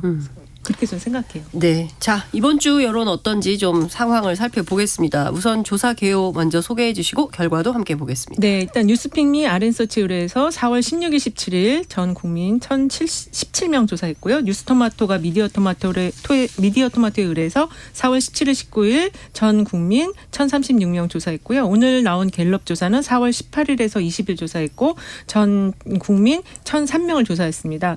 오늘 그 나온 갤럽 조사가 이제 지난번에 대비해서 이제 반등을 해서 31%가 됐고요. 네. 4%포인트 상승을 했어요. 예, 많이 올랐네요. 예, 많이 올랐고 부정평가도 5%포인트 하락을 한 60%인데 그 다른 조사까지 같이 보면은 두 개의 조사 회사 자료는 이제 상승한 걸로 나왔고 한 개 회사 것만 하락한 걸로 나와서 어쨌든 상승은 했는데 조금의 반등의 모멘텀은 있었는데 그 수준이 31에서 34% 사이다. 그리고 부정평가는 여전히 60%가 넘는다 이렇게 보시면 될 것 같습니다. 그렇군요. 갤럽은 자체 조사이고요. 그다음에 그렇죠. 자세한 내용은 중앙선거 여론조사 심의위원회 홈페이지를 참고하시면 됩니다. 자, 그런데 그 4%가 올랐어요. 갤럽 조사를 보면. 네네. 다시 30%대로 회복했다 이렇게 볼 수가 있는 것 같은데 네. 특별하게 오를 만한 뭐가 있었을까요? 4%나 올랐는데. 지난 시간에 제가 이제 분석을 해드리면서 네. 그런 말씀을 드렸습니다. 이제 대통령 지지율이 30%대 한국 갤럽 기준입니다. 주로 이제 정책 마찰을 빚을 때는 30%대 정도로 오는데 사람 문제가 생기면 20%대로 내려가거든요. 그랬죠. 근데 지금 보면은 사람 문제가 그래도 조금은 뭐가 이게 이 관리가 뭐 완전하게 되는 건 아닙니다만 어느 정도 다독여지는 그런 상태인 게 김재원 최고위원도 제주도로 가서 예. 여하튼 여전히 부족은 하지만 사과를 하는 모습이고 태용호 최고위원도 한 2, 3일 동안은 지금 또 입을 열지 않고 있어요. 회의 안 나오고 예. 있죠. 조수진 최고위원 뭐 별 말이 없어요. 네. 그러니까 이게 좀 약간 이 김의원 대표도 그렇고 홍준표 시장과의 설전도 좀 잦아들고 그러니까 사람 문제가 생기면 안 돼요. 다른 이유 없습니다. 요 문제가 조금은 잦아드니까 그래도 지지율이 보수층들이 결집하면서 올라갔다 이렇게 봐야 되겠죠. 근데 국민의힘 최고위원들의 말실수가 대통령 국정 지지도에도 영향을 미쳤을까요? 아, 그럼 주죠. 왜 그러냐면은 자 제가 질문해 볼게요. 장윤선 앵커께 지금 국민의힘 정당의 구심점 누구예요? 뭐 김기현 대표 아니겠어요? 아니죠. 누굽니까? 윤석열 대통령이죠. 이렇게 발언 이렇게 정치하셔야 되겠어요. 너무 윤석열 정답을 대통령이죠. 얘기하시네. 예. 그래서 윤석열 대통령 지지율이 양쪽을 다 지배하는 거예요. 그러니까 예. 정당도 그럼요. 정부도 국정 운영 지지율도 전부 다 윤석열 대통령 하기에 따라 달려 있다. 그래서 네. 국민의힘의 최고위원들의 그런 부분이 서로 연동이 되는 거예요. 예. 그렇군요. 저는 이제 그 지적도 맞는데 저는 이제 민주당의 돈봉투 관련한 게 반사이익을 가져왔다 그렇게 좀 정리하고 싶고, 그렇군요. 예. 그리고 그 2주 사이에 너무 많이 빠졌어요. 대통령 지지율이 한 7, 8% 포인트 빠졌거든요. 네. 그러다 보니까 이번에 조금 반등된 게 이제 10%대 응답했던 뭐 30대라든지 중도 성향층이 20%대로 살짝 올라오니까 이제 약간의 그 반등이 있었던 것이 아닌가. 그 안에는 이제 너무 지금 임기초에 내려가면 안 된다라는 결집의 요인도 있었을 것 같습니다. 네. 근데 이번 주에 대통령 발언이 더 뜨거웠거든요. 그렇죠. 사실은 대통령 발언이 굉장히 뜨거웠습니다. 특히 이제 4.19 기념사를 보면 세요. 허위 선동, 가짜 뉴스, 협박, 폭력, 사기꾼이 등장합니다. 사기꾼. 네. 상당히 큰 주목을 받았고 또 로이터 인터뷰했잖아요. 네. 미국 가시는데 영국 통신하고 인터뷰를 했어요. 그래서 그 파장도 굉장히 거세고 지금 러시아, 중국 다 반발하고 나서고 있습니다. 이런 이슈들이 여론에는 영향을 어떻게 미쳤을까요? 그래서 워낙 지금 지지율이 내려와 있던 상태이기 때문에 더 뭐 끌어내릴 지지율조차 없는 거죠, 사실은. 일단 다음 주에 미국 가니까 조금 더 올려. 그렇죠. 이제 이번 주 다음 주가 이제 굉장히 대통령에게는 지지율을 반등시켜야 되는 이제 기회의 시간인데 네. 그걸 살릴 수 있을지가 중요한 거고 지금 왜 그러냐면 지지층까지도 핵심 지지층까지도 이탈한 상황이었거든요. 보수층도 그렇지만 또 대구 경북도 그렇고 60대도 그렇고 주부층까지. 네. 근데 이제 발언 같은 경우에는 저는 뭐 이제 이미 지지율이 빠져 있는 상태이기 때문에 영향을 안 줬지만 추가로 이제 올라갈 때는 분명히 이런 발언들도 중도층이나 무당층 또 MZ 세대에게는 영향을 주는데 이제 이런 이야기를 드리고 싶어요. 오바마 대통령도 미국 대통령이기 때문에 미국 우선적이었고 바이든 대통령도 미국 우선적이지만 바이든 대통령이나 토니 블링컨 미국 국무장관을 보더라도 러시아에 대해서 좀 자극적인 발언을 하기는 하지만 그거는 두 나라는 서로 간에 강대국 간의 그 충돌 양상이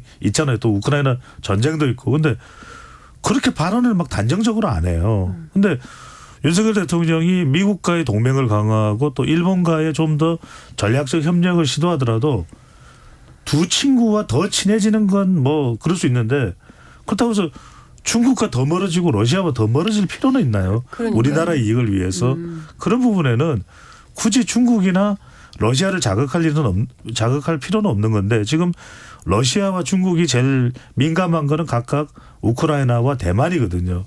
건드릴 필요는 없는 거죠. 그러니까 지금 대통령 발언이 정치를 안 하신 분이어서 이렇게 좀 발언이 굉장히 정제가 안 되고 너무 강합니다.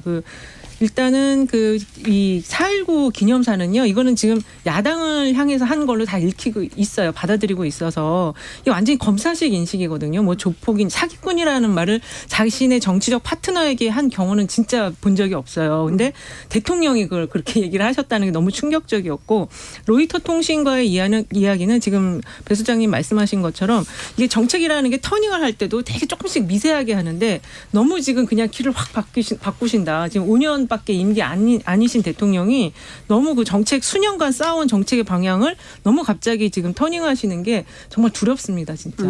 그런데 조금 더불어민주당도 지금 돈봉투 문제도 있고 지금 대통령의 지지율이 올라간 것을 이은영 소장께서도 분석을 해주셨지만 그런 반사 이익을 대통령 지지율이 올라간 또 이유로도 찾을 수 있는 거거든요. 그러면 그냥 이 러시아나 중국의 외교 관련된 발언에 대해서도 제가 말했던 것처럼 좀 더 정교하게 정교하게 이렇게 전달하는 것이 오히려 더 이럴 때 더불어민주당이 야당으로서의 품격을 갖추는 건데 이재명 대표가 굳이 이게 무슨 3천만 량의 사기꾼 러시아 이 양안 발언으로 3천만 량의 빚이 생겼다라는 그렇죠. 것. 돈봉투 지금 야당 법석인데 돈 이야기를 왜 하는 거냐고요. 그러니까 좀 이런 발언도 그냥 외교 전문가로서 외교 전문가들이 더불어민주당 내부에도 있잖아요. 출신도 그렇습니다. 있고. 예. 그 사람들 의견을 봐서 이런 겁니다라고 되는데. 이야기를 하면 되지. 굳이 약간 비유를. 비아냥거림으로 갈 이유는 없을 것 같아요. 그러니까요.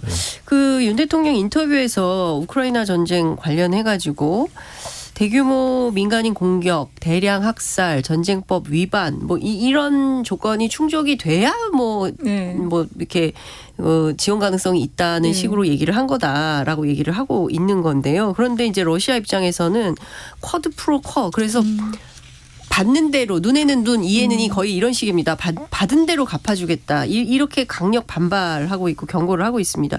중국도 마찬가지예요. 앞서 말씀하신 대로 대만 문제 타인의 말참견은 허용하지 않는다. 이렇게 불쾌감을 드러내고 있습니다.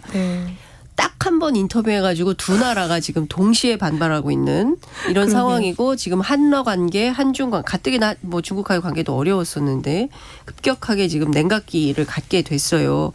이 부분도 여론 시장에 어떻게 영향을 미칠까요? 이거는 지금 제가 볼 때는 오피니언 리더들한테는 굉장히 크게 영향을 미칠 걸로 봐요. 그리고 사실 여론이라는 게 이제 오피니언 리더층이 여론을 형성하면서 끌고 가는 그 집단이기 때문에 이 전문가 집단에게 굉장히 안 좋은 영향을 준 메시지들이었다라고 판단을 하고요.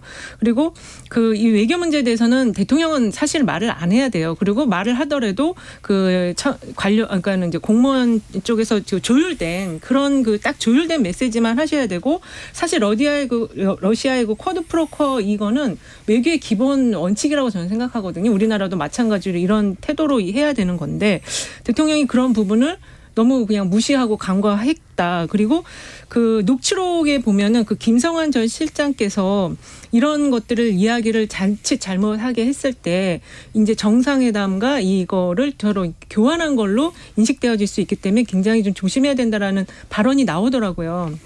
근데 지금 대통령께서는 그러한 참모들의 조언은 다 무시하시고 계시다. 이거는 저는 굉장히 앞으로 여론에 안 좋은 영향을 줄 거라고. 그러니까 우리가 역사적 사례를 보면은 YS 김영삼 전 대통령이 일본에 대해서 버르장머리 이야기했던 거 기억나실 겁니다. 그래서 이게 95년인가 96년인가 일본이 이제 이 총무성 장관이 관방성 장관인가가 뭐 한국에 대해서 상당히 뭐 독도 어쩌고 저쩌고 해서 안 좋은 이 반발을 불러오게끔 약간 야기한 측면이 있어요. 그런데 하필이면 이 김영삼 전 대통령이 중국과 일본 사이 관계가 상당히 안 좋았을 때 그때 장점인 중국 주석과의 회담을 하면서 이 버르장머리 이야기를 했거든요. 일본의 버르장머리. 그러니까 일본은 격앙이 됐어요. 일본대로. 그러면서 나중에 IMF 외환 위기가 있을 때 일본은 절대 우리 한국에 돈 지원 안 해준다. 그게 또 외국인 투자자들한테 결정적인 영향을 미쳤거든요. 그러니까 아무 이익을 볼 수 없는 이야기를 감정적으로 뱉을 일은 아닌 것이다. 그러니까요. 물론 이제 윤석열 대통령이 뭐 감정적으로 뱉었다는 이야기는 전혀 아닙니다. 하지만 이렇게 이제 미국에 방문하기 전에 좀 더 미국에 대해서 우호적으로 들릴 수 있는 발언을 한 것이 아니냐 이렇게 해석이 되는데 미국하고 친해지는 거 일본하고도 좀 더 협력적으로 가는 거 거듭 말씀드립니다만 그거 반대하는 국민들 없을 거예요. 근데 그렇다고 해서 중국과 러시아와 굳이 더 나쁜 사이로 더 멀어질 이유는 없다는 거. 우리는 또 여전히 러시아도 중요하고 중국도 중요하거든요. 반중 정서와는 다르게 그 부분을 지도자는 알고 있어야 되는 거죠. 그러니까 근데 그 포인트를 여의도 정치권 관계자들이 얘기를 하던데 윤석열 대통령의 이번 인터뷰는 방미를 앞두고 한 인터뷰고 발언에 상당히 그 계획된 내용들이 있을 것이다. 그러면 지금 이 순간 이 얘기를 왜 했겠냐. 여론이 굉장히 나쁘니까 이른바 이제 국내에 있는 반중 정서를 좀 자극해서 그 여론을 좀 끌어올리려고 했던 거 아니냐. 그러면 정말 나쁜 거죠. 나쁜 건가요? 뭐 하여튼 그런 얘기도 나옵니다. 그래서 지금 보면 전반적으로 그 긍부정 평가 요인 가운데 부정평가가 외교가 제일 높아요. 32%로 제일 높은 상황이고 물론 긍정평가에서도 외교 분야가 12%를 그렇죠. 차지하고 있긴 한데 그래도 외교 분야에서 32%를 찍은 건 전 처음 보는 것 같습니다. 그렇습니다. 굉장히 지금 외교 분야에 대해서 걱정을 많이 하시는 거예요. 특히 이렇게 지금 뭐 러시아나 중국과 관계 이렇게 갑자기 급냉한 경우가 없었고 전 정부에서는 다 비교적 좋게 관계를 가져가려고 했거든요. 그리고 러시아 같은 경우는 지금 우리나라 엘모 전자가 완전히 엄청난 사랑을 받고 있는데 16만에 또 우리 교포들도 살고 계신데 지금 이거는 어디다 두고 어디다 중심을 두시고 이런 발언을 하시는지. 그러니까요. 러시아가 우리랑 그 10대 경제 교육 국가예요. 그 뭐 LG, 삼성 뭐 다가 있고요. 그렇죠. 주요 기업들 다가 있고 맞아요. 그리고 저 용기면 있잖아요. 네네네. 용기면에 대한 국민라면. 그럼요. 1년에 6억 2천 개를 먹는다는 거예요. 그뿐만이 아니라 이제 파이도 있잖아요. 초코파이. 그렇죠. 초코파이 이것도 뭐 마찬가지고. 특정 상품명을 이야기하는 그렇습니다만 두 가지인데 그것보다도 더 중요한 건 우리가 에너지 자원을 상당히 맞습니다. 러시아로부터 천연가스. 경질유라든지 우리가 이야기하는 이제 디젤유죠. 이거는 러시아산에 우리가 상당히 많은 수입량이 있는 거고 또 하나 중요한 건 안보적 지렛대가 되는 그렇습니다. 거잖아요. 그러니까 북한과의 관계를 이야기할 때 러시아와 중국을 무시할 수는 없는 것이거든요. 그러니까 아니 유엔 안보리에서 우리가 항상 그 북한 제재할 때 중국하고 러시아를 설득해가지고 그렇죠. 북한 제재안을 통과시켰어요. 근데 저희의 이런 지난 정부의 어떤 그 진보든 보수든 상관이 맞아요. 없습니다. 우리의 국익의 관점에서 어쨌든 한반도 안정과 평화가 중요하기 때문에 그런 차원에서 했던 건데. 아이고 이걸 어떻게 정치를 안 해보셔서 저는 이런 일들이 발생한다고 생각을 해요. 저는 그것보다 더 중요한 것은 조금 이제 밸런스를 잡을 필요가 있는 것 같아요. 이제 이 대통령실 내부에서 분명히 이제는 한미일 쪽으로 기울어질 수밖에 없다. 북중러가 뭉치니까 우리 국가적 이익을 더 챙기기 위해서는 그래서 저는 김성한 전 안보실장의 사퇴 배경에는 또 김일범 전 의전비서관이나 또는 이문희 전 외교비서관이 그냥 간단하게 일하는 사람들이 아니거든요. 근데 그 사람들이 왜 줄줄이 퇴진을 했겠냐. 저는 분명히 뭔가 좀 특수한 배경이 어떤 특정한 의견이 절대적으로 대통령에게 영향을 미치고 있는 뭔가가 있는 것 아니냐라는 의구심이 들지 않을 수가 없는 거죠. 네. 그런데 외교 문제뿐만 아니라 뉴스토마토 조사를 보면 또 딴 것도 있죠. 뉴스토마토요? 네. 그렇습니다. 뉴스토마토에서 4개 분야에 대해서 대통령에 대한 평가를 이제 25점씩 구간을 100점 만점으로 해서 나누었는데 지금 뭐 부정적인 평가라고 하시는 0점에서 25점 미만이 전부 다 50점대예요. 거기다가 25점에서 50점까지 포함하면 거의 뭐 60% 70%가 나올 정도고. 인사. 예. 제일 지금 대통령의 네 분야 평가가 이제 인사, 경제, 민생, 외교, 안보, 협치 통합인데 협치 통합이 75점 이상 100점 이하면 그래도 좀 점수를 줄 만한 그런 구간이잖아요. 18.2%밖에 안 돼요. 여기서 왜 주목을 하냐면 18.2라는 거는 이 조사에 응답한 보수층의 비율의 한 대략 한 절반 정도 비율밖에 안 되거든요. 그러니까 보수층에서도 그러니까 제가 항상 대통령실에서 그런 적은 없지만 저한테 만약에 조언을 해온다면 저는 그 이야기를 하고 싶어요. 뭔가 대통령의 지지율이 낮을 때는 그래도 지지층들이 보수층들이 좀 대통령에 대해서 긍정적으로 좀 평가하고 뭐 좀 더 나가면 자랑할 만한 거리를 만들어줘야 되거든요. 근데 그 거리가 없는 거예요. 그러니까 4개 분야에서 지금 25점 이하면 지금 낙제 점수거든요. 그거를 절반 50% 이상이 다 그 낙제점을 줬다는 거거든요. 그러니까 대통령 이번에 그 꼭 가셔가지고 정말 좀 잘하고 오셨으면 좋겠어요. 뭔가 성과를 정말로. 반드시 내야 된다. 네. 이번이 정말 중요한 것이 왜 그러냐면은 5월 달에 또 외교 무대가 한 번 더 있을 가능성이 높거든요. 5월 달에 히로시마. 그렇죠. 이게 이제 기시다 후미오 종래의 지역구가 이제 히로시마인데 여기가 원폭 투하된 장소이기도 하고 G7 이제 정상회의가 열리는데 이때 윤석열 대통령이 또 한 번 그 기회를 가지긴 할 텐데 이번에 미국이 중요한 게 경제가 달려 있잖아요. 그쵸. 2차 전지나 또 원전까지도 뭐 여러 가지 이야기가 될 텐데 지금 MIT 하버드 대학까지 다 방문을 하거든요. 근데 이번에 122명을 데리고 경제사들 따라 같이 가는데 이번에 성과를 못 얻어오면 5월 외교 무대에서도 무색해지는 겁니다. 그러니까 이번에는 어떻게든 성과를 올려서 지지율을 한 3에서 5%는 끌어올려야 돼요. 그러니까 투자를 받아오는 경제사절단이 가야 되는 거지 투자를 하러 가는 경제사절단이 가면 안 되는 거예요. 그렇군요. 네. 배 소장님 지난주에 이제 그 대구 경북 60대 이상 얘기하셨어요. 네, 대륙주 이렇게 강조를 많이 하시는데 이번에도 보니까 TK 조금 오르긴 했습니다만 전 연령대에서 70대만 긍정평가가 우선하는 것 같습니다. 그렇죠. 그러니까 지금 보니까 TK가 이제 지난 조사와의 가장 큰 차이는 TK 지역이 지난번에는 대통령 부정평가가 높았는데 이번에는 긍정평가가 높았다. 47대 42가 나왔다. 요렇게 볼 수 있고 그다음에 이제 70대 이상층에서 6%포인트 상승을 했어요. 그래서 전통적인 대통령의 지지층이 좀 결집을 하는 흐름은 있다. 그리고 이제 그 상승을 조금 한 이유는 중도층과 30대가 지난 조사 때는 10%대였는데 이번에 이제 20% 뭐 초반 중반으로 이렇게 나왔거든요. 그래서 요 세대가 살짝 움직였다 이렇게 좀 볼 수 있지만 전체적으로는 지금 31%면 이게 좋은 점수가 아닙니다. 예, 그렇게 보셔야 될 것 같아요. 그렇군요. 근데 어찌됐든 지금 그 집토끼라고 할 수 있는 대구 경북 그리고 60대 이상에서도 굉장히 좋은 평가를 받고 있다라고 보기는 어렵고 그렇죠. 특히 이제 수도권의 민심은 여전히 나쁘고 젊은 층의 민심도 여전히 나쁘기 때문에 이 중도 확장력이 있는 뭔가 새로운 소구력 그럼요. 뭔가가 나와야 되는데 앞서 말씀하신 대로 미국에서 올 수 있을까요? 뭔가 큰 선물 보따리 뭐 대통령 가지고 귀국할 수 있을까요? 네, 현실성과 당위성을 본다면은 네.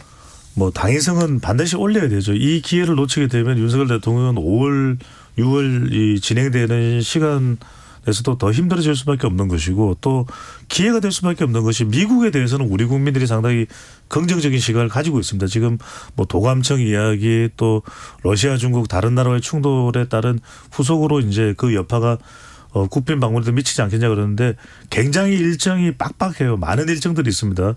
지금 심지어는 26일 정상회담 전날에 부부 동반해서 지금 추모비에 가는 것까지도 좀 이건 사실 쉬운 일정이 아니에요. 왜냐하면 시차 적응도 안 된 상태에서 바로 현장으로 가는 그런 일정까지 집어넣은 건 뭐냐면 지지율을 올리겠다 이런 생각이 강할 수 있는데 반드시 올려야죠. 그런데 특히 중요한 건 좀 말을 상당히 정교하게 할 필요가 있을 거예요. 왜냐하면 순방 때마다 그런 발언과 관련된 부분이 불쑥불쑥 튀어나왔던 부분들이 있기 때문에 또 하나는 뭐 이번에는 워낙 일정도 이제 굉장히 촘촘해서 김건희 여사와 관련된 뭐 이슈가 특별하게 있을 것 같지는 않지만 그런 부분도 좀 관리되면서 어떤 부분이 성과였는지 특히 이제 2차 전지가 요즘 MZ세대의 최대 관심사거든요.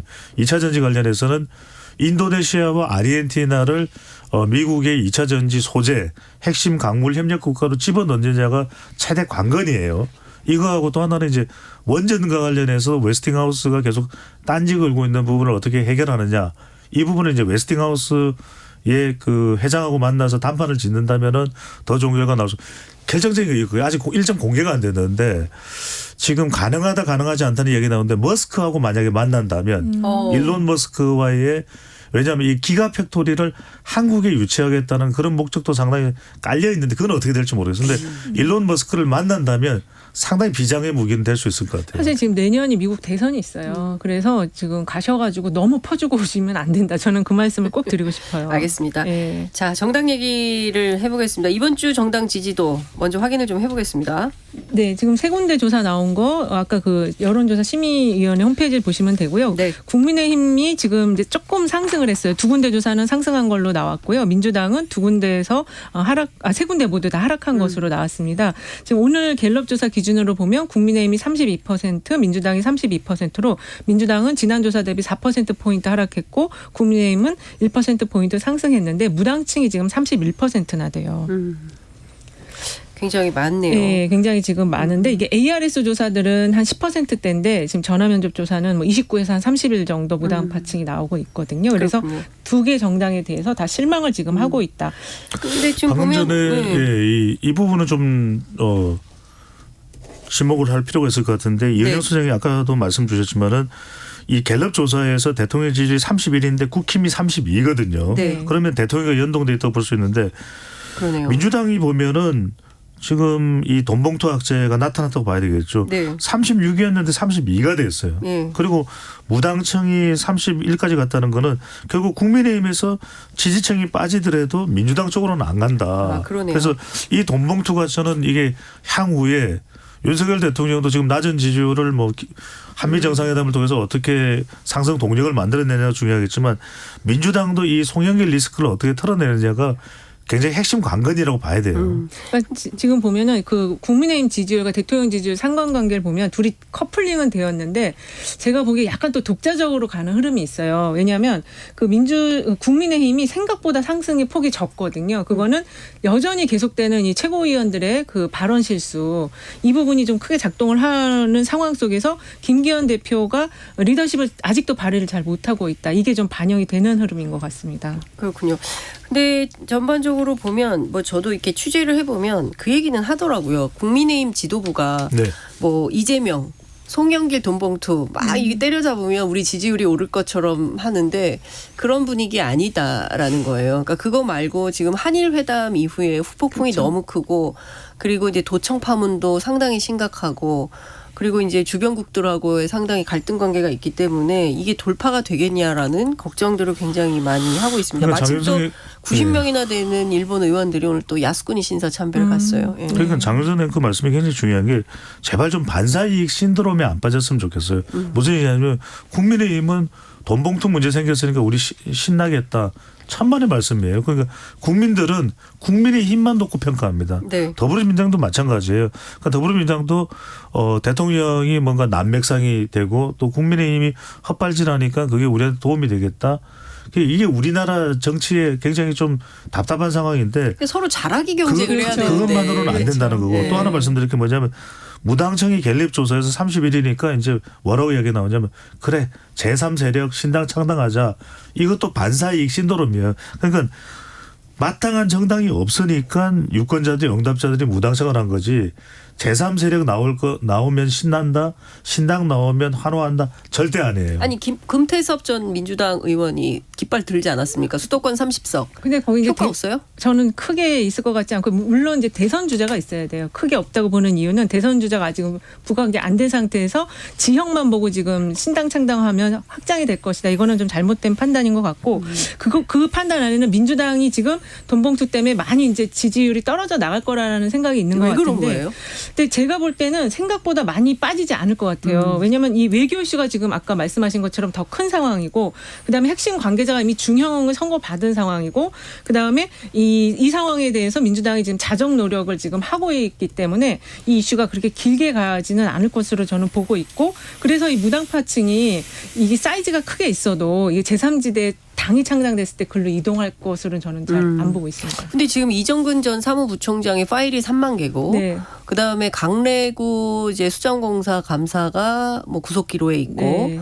그리고 이정근 노트가 나왔어요. 네. 그리고 거기에 노트에 보면 뭐 계파별로 다 안분이 돼 있습니다. 친문 뭐 친명 뭐 지라시에 돌고 있죠. 예, 기사도 나오고 막 그러고 있어요. 거기다가 이제 검찰이 벌써 현역 의원 10여 명. 그럼 이제 명단 하나둘씩 나오기 시작합니다. JTBC에서도 또 보도가 되겠죠. 네. 그런데 지지율이 이 분위기 이어질까요? 저는 조금 약간 하락은 하더라도 이어질 수 있다고 보는 게 이제 총선이 있기 때문에 교체를 하면 된다 이 생각이 있을 거고. 선수 교체. 그렇습니다. 선수 교체 바꿔내면 된다. 그리고 국민의힘 전대가 얼마 전에 있었어요. 거기 전대는 더 큰 동원 조직 동원이 있었던 그걸 기억을 하고 비교를 해보면 아유 이거는 빨리 덮고 새로운 인물로 다 바꾸자 이런 흐름으로 가는 것 같아요. 그건 정말 굉장히 방어적인 설명이 될 수 있을 것 같고요. 저는 이건 치명타예요. 국민의힘에 대해서도 못마땅해 하는데 더불어민주당에 대해서도 더 이제 혹평할 거리가 생긴 거죠. 그래서 저는 정말 이걸 획기적으로 파격적으로 털어내지 않으면 이건 만회하기가 쉽지 않다. 내년 총선은 어느 한쪽이 죽고 어느 한쪽이 사는 선거예요. 저는 이런 선거를 본 적이 없어요. 이런 선거의 성격을 내년 선거는요. 네. 정말 대한민국 정치권의 해오리 바람 이상을 불어일으키게 총선 전에 신당 안 생겨요. 총선 후에 신당이 생겨요. 왜? 다 너덜너덜해져서 그거의 결정판이 내년 총선이거든요. 총선 이후에는 어쩔 수 없이 신당이나 분당이든 제3세력이 만들어질 수밖에 없어요. 합종 연행을 할 수밖에 그렇죠. 없을 거다. 근데 금세서법은 뭐 김종인 박사 나오는데 네. 지금은 신당이 성공하려면 적어도 BTS, 블랙핑크, 아이들, 스트레이키즈 이 인기를 다 팔 수 있는 세력이 나오면 네. 그렇게 따문해. 네. 그렇게 따문해.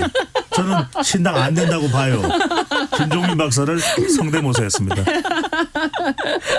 아니 이렇게 매주 한 건씩 성대모사로 이렇게 한 번씩 웃고 가게 해주시네요. 한 번씩 웃고 가게 해주셔서 너무 감사해요. 좀 더 듣고 싶은데 시간이 다 돼가지고 마무리해야 될 것 같습니다. 두 분 말씀 잘 들었습니다. 네, 고맙습니다. 감사합니다. 감사합니다. 지금까지 아이고 죄송합니다. 여론 오락관 몇 대 몇 이은영 소장, 배종찬 연구소장과 함께했습니다. 고맙습니다. Splish splash, I was taking a bath. Long about a Saturday night. 점심 먹고 유쾌한 시사 디저트 한 입. 최영일의 시사본부. Well, I stepped out the tub and put my feet on the floor. I wrapped the towel around. KBS 스포츠국의 정현호 PD와 함께 한 주간의 스포츠 소식 정리해 보겠습니다. 어서 오십시오. 네, 안녕하십니까. 네.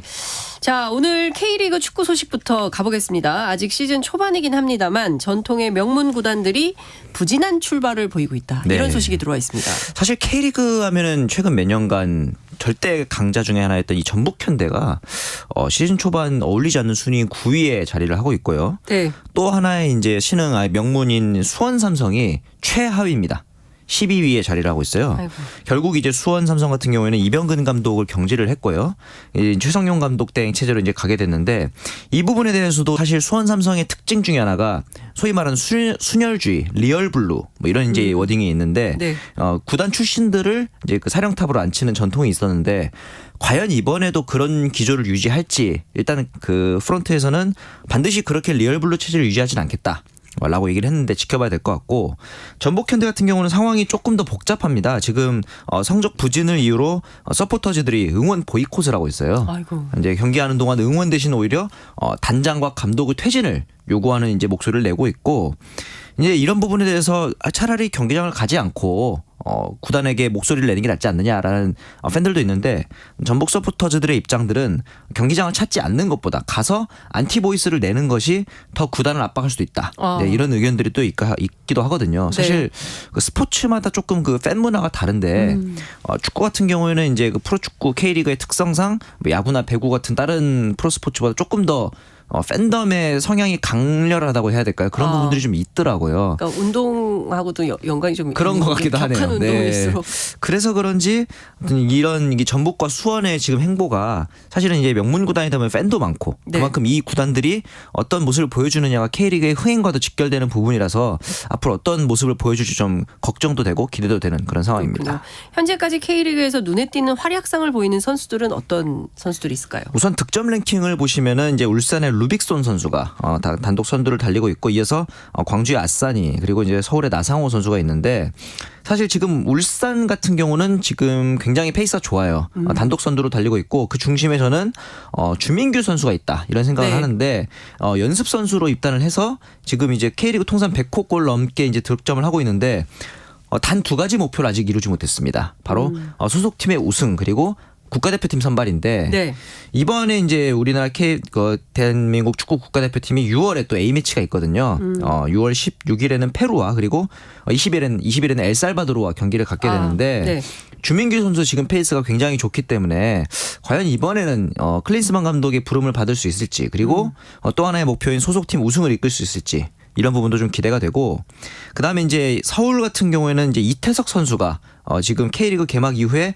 뭐 전 경기 선발로 출전하고 있는데 이 이을용 전 선수의 아들입니다. 그런 면에서 이제 굉장히 뭐 그런 거 있잖아요. 이제 뭐 누구의 아들이 아니라 제1의 이태석으로 거듭나겠다 이런 얘기를 하고 있는데 지금까지 페이스는 굉장히 좋거든요. 그래요. 앞으로도 어떻게 될지 지켜보면 재밌을 것 같습니다. 네, 배구 이적 시장이 대략 정리가 좀 되는 모양새라고 하는데 배구 여제 김연경 선수 결국 흥국생명에 남아 있겠다. 잔류를 선택했네요. 사실 뭐 페퍼저축은행으로 가느냐 현대건설로 가느냐 가느냐 이런 야사들이 많았는데 네. 흥국생명에서 연봉 7억 7,500만 원의 1년 계약으로 잔류를 선택했습니다. 여기서 이제 좀 흥미로운 점은 1년 계약이라는 점인데 대부분의 3, 4년 정도씩 계약을 하죠. 그런데 1년만 선택한 거는 이번 시즌 우승시키고 은퇴하겠다. 배수의 진을 쳤다.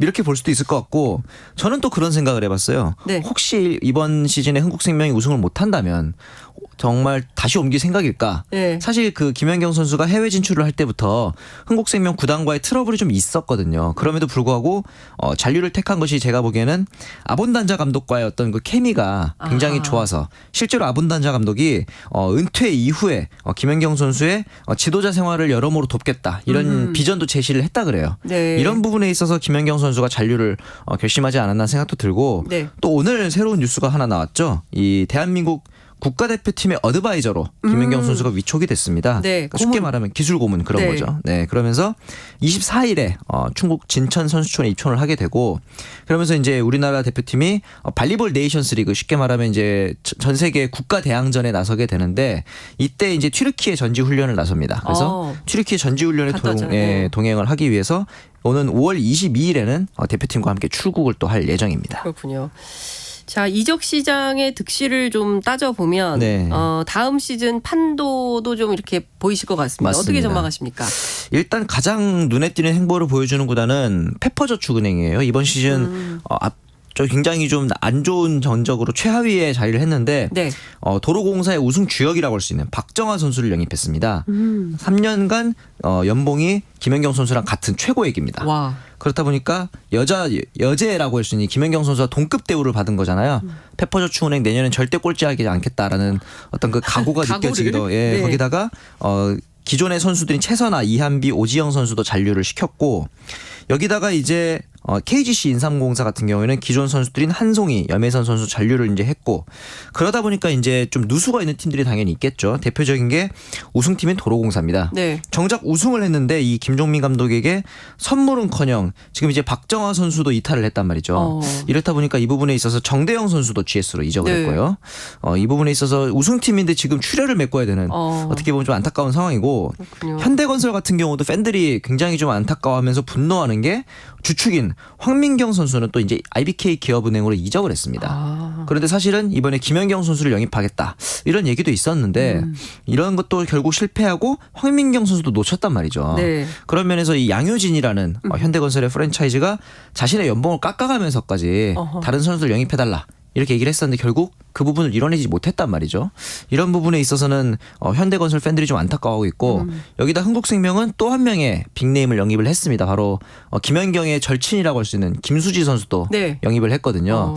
이렇게 되면서 이번 시즌 흥국생명이 아마 가장 강력한 우승 후보지 않을까 싶습니다. 최강팀이 될 가능성이 높다. 네네. 한번 지켜보겠습니다. 네. 자, 프로농구 소식도 한번 살펴보겠습니다. 2022-2023 프로농구 시즌 마무리를 향해서 달려가고 있는데요. 지금 상황 어떻게 전개되고 있습니까? 이제 챔피언 결정전만 남았습니다. 안양 KGC와 서울 SK가 오는 25일부터 7전 4선승제로 이제 챔피언 결정전을 치르는데 네. 6강 플레이오프에서 캐롯 같은 경우는 이제 모비스를 꺾고 4강 플레이오프까지 올라왔단 말이죠. 그리고 서울 SK 챔피언 결정전까지 올라오면서 KCC와 LG를 모두 꺾으면서 챔피언 결정전까지 올랐는 상황인데 아무래도 체력적으로는 4강 플레이오프도 진행했던 안양 KGC가 조금 더 우위에 있긴 합니다만 네. 역시 승부는 두고 봐야 할 것 같습니다. 그렇군요. 고향 캐롯 얘기를 안 할 수가 없는 상황인데요. 네. 플레이오프 4강에서 탈락을 했는데 올 시즌을 끝으로 해서 리그에서 더 이상 고향 캐롯은 볼 수가 없게 됐다. 맞습니다. 이런 소식이 들어와 있습니다. 네. 그렇지만 감독 농구 이런 큰 족적을 남겼다고 하는데 이게 무슨 얘기인가요? 쉽게 말하면은 이제 고향 캐롯은 네이밍 계약이 해지가 됐습니다. 그렇다 보니까 이제 역사 속으로 사라지게 됐는데 그럼에도 불구하고 이제 김승기 감독과 선수들이 굉장히 투혼을 불사르면서 상대적으로 열세를 느껴졌던 모비스와의 6강 플레이오프를 또 이제 업셋을 했고요. 그리고 이제 KGC와의 경기에서도 정말 마지막까지 최선을 다해서 뛰었는데 정말 팬들이 보기에도 정말 체력이 없는 게 눈에 보이는데도 계속 뛰는 그런 모습들이 있었어요. 사실 시즌 중반에도 기업금 가입금 미납 문제로 네. 플레이오프를 출전 못하는 게 아니냐 이런 얘기까지 나왔고 급여가 밀리는 일도 있었거든요. 아이고야. 선수단의 급여가 너무나도 충격적인 일 아니겠습니까? 네. 그럼에도 불구하고 이 캐롯의 팬들은 이 경기가 끝난 다음에도 경기장을 계속 지키면서 마지막을 함께했는데 허재 대표가 최근에 포항시와 또 면담을 하는 등 지금 새로운 면고지랑 모기업을 찾기 위한 준비가 진행 중이니까 아마 선수단에게도 좀 좋은 결과가 있었으면 합니다. 그러게요. 좋은 소식 오기를 좀 기다려 보겠습니다. 네. 해외 축구 얘기를 좀 해보겠습니다. 스페인 마요르카에서 뛰고 있는 이강인 선수 요즘 네. 정말 핫한 선수인데요. 네. 올 시즌 끝나고 이적이 확실시되고 있다 이런 보도가 나오고 있는데 현재 매체들이 세기의 이적, 네. 위대한 이적 이런 표현을 쓰고 있다고요? 위대한 이적이 되려면 일단 선수 자체가 소위 네. 말하는 월클 그러니까 정상급 선수여야 되는데 지금 이적설이 어느 구단과 나오고 있는지를 보면 되거든요. 네네. 스페인 언론들을 통해서 보자면은 가장 강력한 커넥션이 나오는 구단들이 아스톤빌라, 웨스트햄 이런 프리미어리그 구단들도 있는데 네. 그 외에 또 뉴캐슬, 브라이튼 이런 구단들이 또 있는데 뉴캐슬 같은 경우가 좀 인상적인 게 최근에 이제 구단주가 바뀌면서 굉장히 그 소위 말해서 돈을 통해서 영입 전쟁에 사활을 기울이고 있는 팀이거든요. 이런 신흥 갑부 구단이 이강인 선수에 관심을 기울이고 있다. 이 부분은 이제 이강인 선수가 확실히 이적 시장에서 블루칩이 됐구나. 이런 생각도 좀 들기도 합니다. 그렇군요.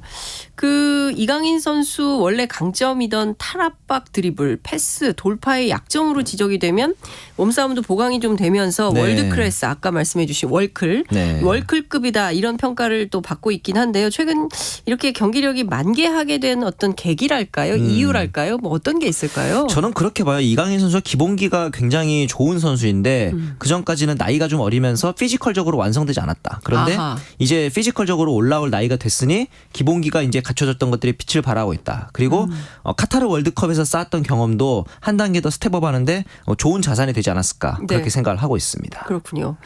저 사우디아라비아로 이적한 호날두 선수 있지 않습니까? 네네. 이 사람이 사실은 그 비신사적인 매너 때문에 늘 좀 비판을 우리나라에서 네. 비판을 받고 그랬었는데 그러니까요.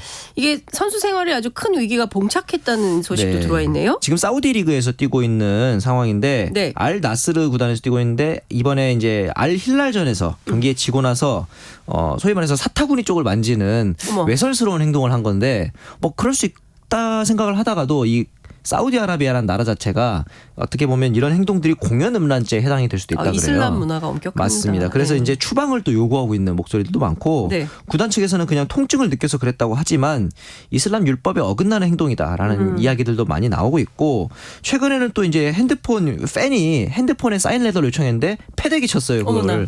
그러면서 또 논란이 되기도 했는데 이런 부분에 있어서는 좀 역시 좀 특이한 선수가 아닌가 그런 생각은 그렇군요. 듭니다. 짧게 30초 동안 이번 주말 눈여겨봐야 할 주요 스포츠 경기 어떤 게 있는지 정리해 주십시오. 내일 K리그에서는 슈퍼매치 서울과 수원의 경기가 있고 울산과 포항의 동해안 더비도 열립니다. 그리고 이제 토트넘 같은 경우는 아까 말씀드린 뉴캐슬과의 대결이 예정돼 있고 김민재 선수의 나폴리 같은 경우도 유벤투스와의 대결이 예정되어 있습니다. 그렇습니다. 아이고 오늘 말씀 잘 들었습니다. 고맙습니다. 네, 감사합니다. 네, 지금까지 정현호 스포츠 PD와 함께했습니다. 최영일의 시사본부 오늘 준비한 순서는 여기까지입니다. 저는 건강상의 이유로 자리를 비운 최영일 평론가를 대신해서 잠시 진행을 맡은 장윤선이었고요.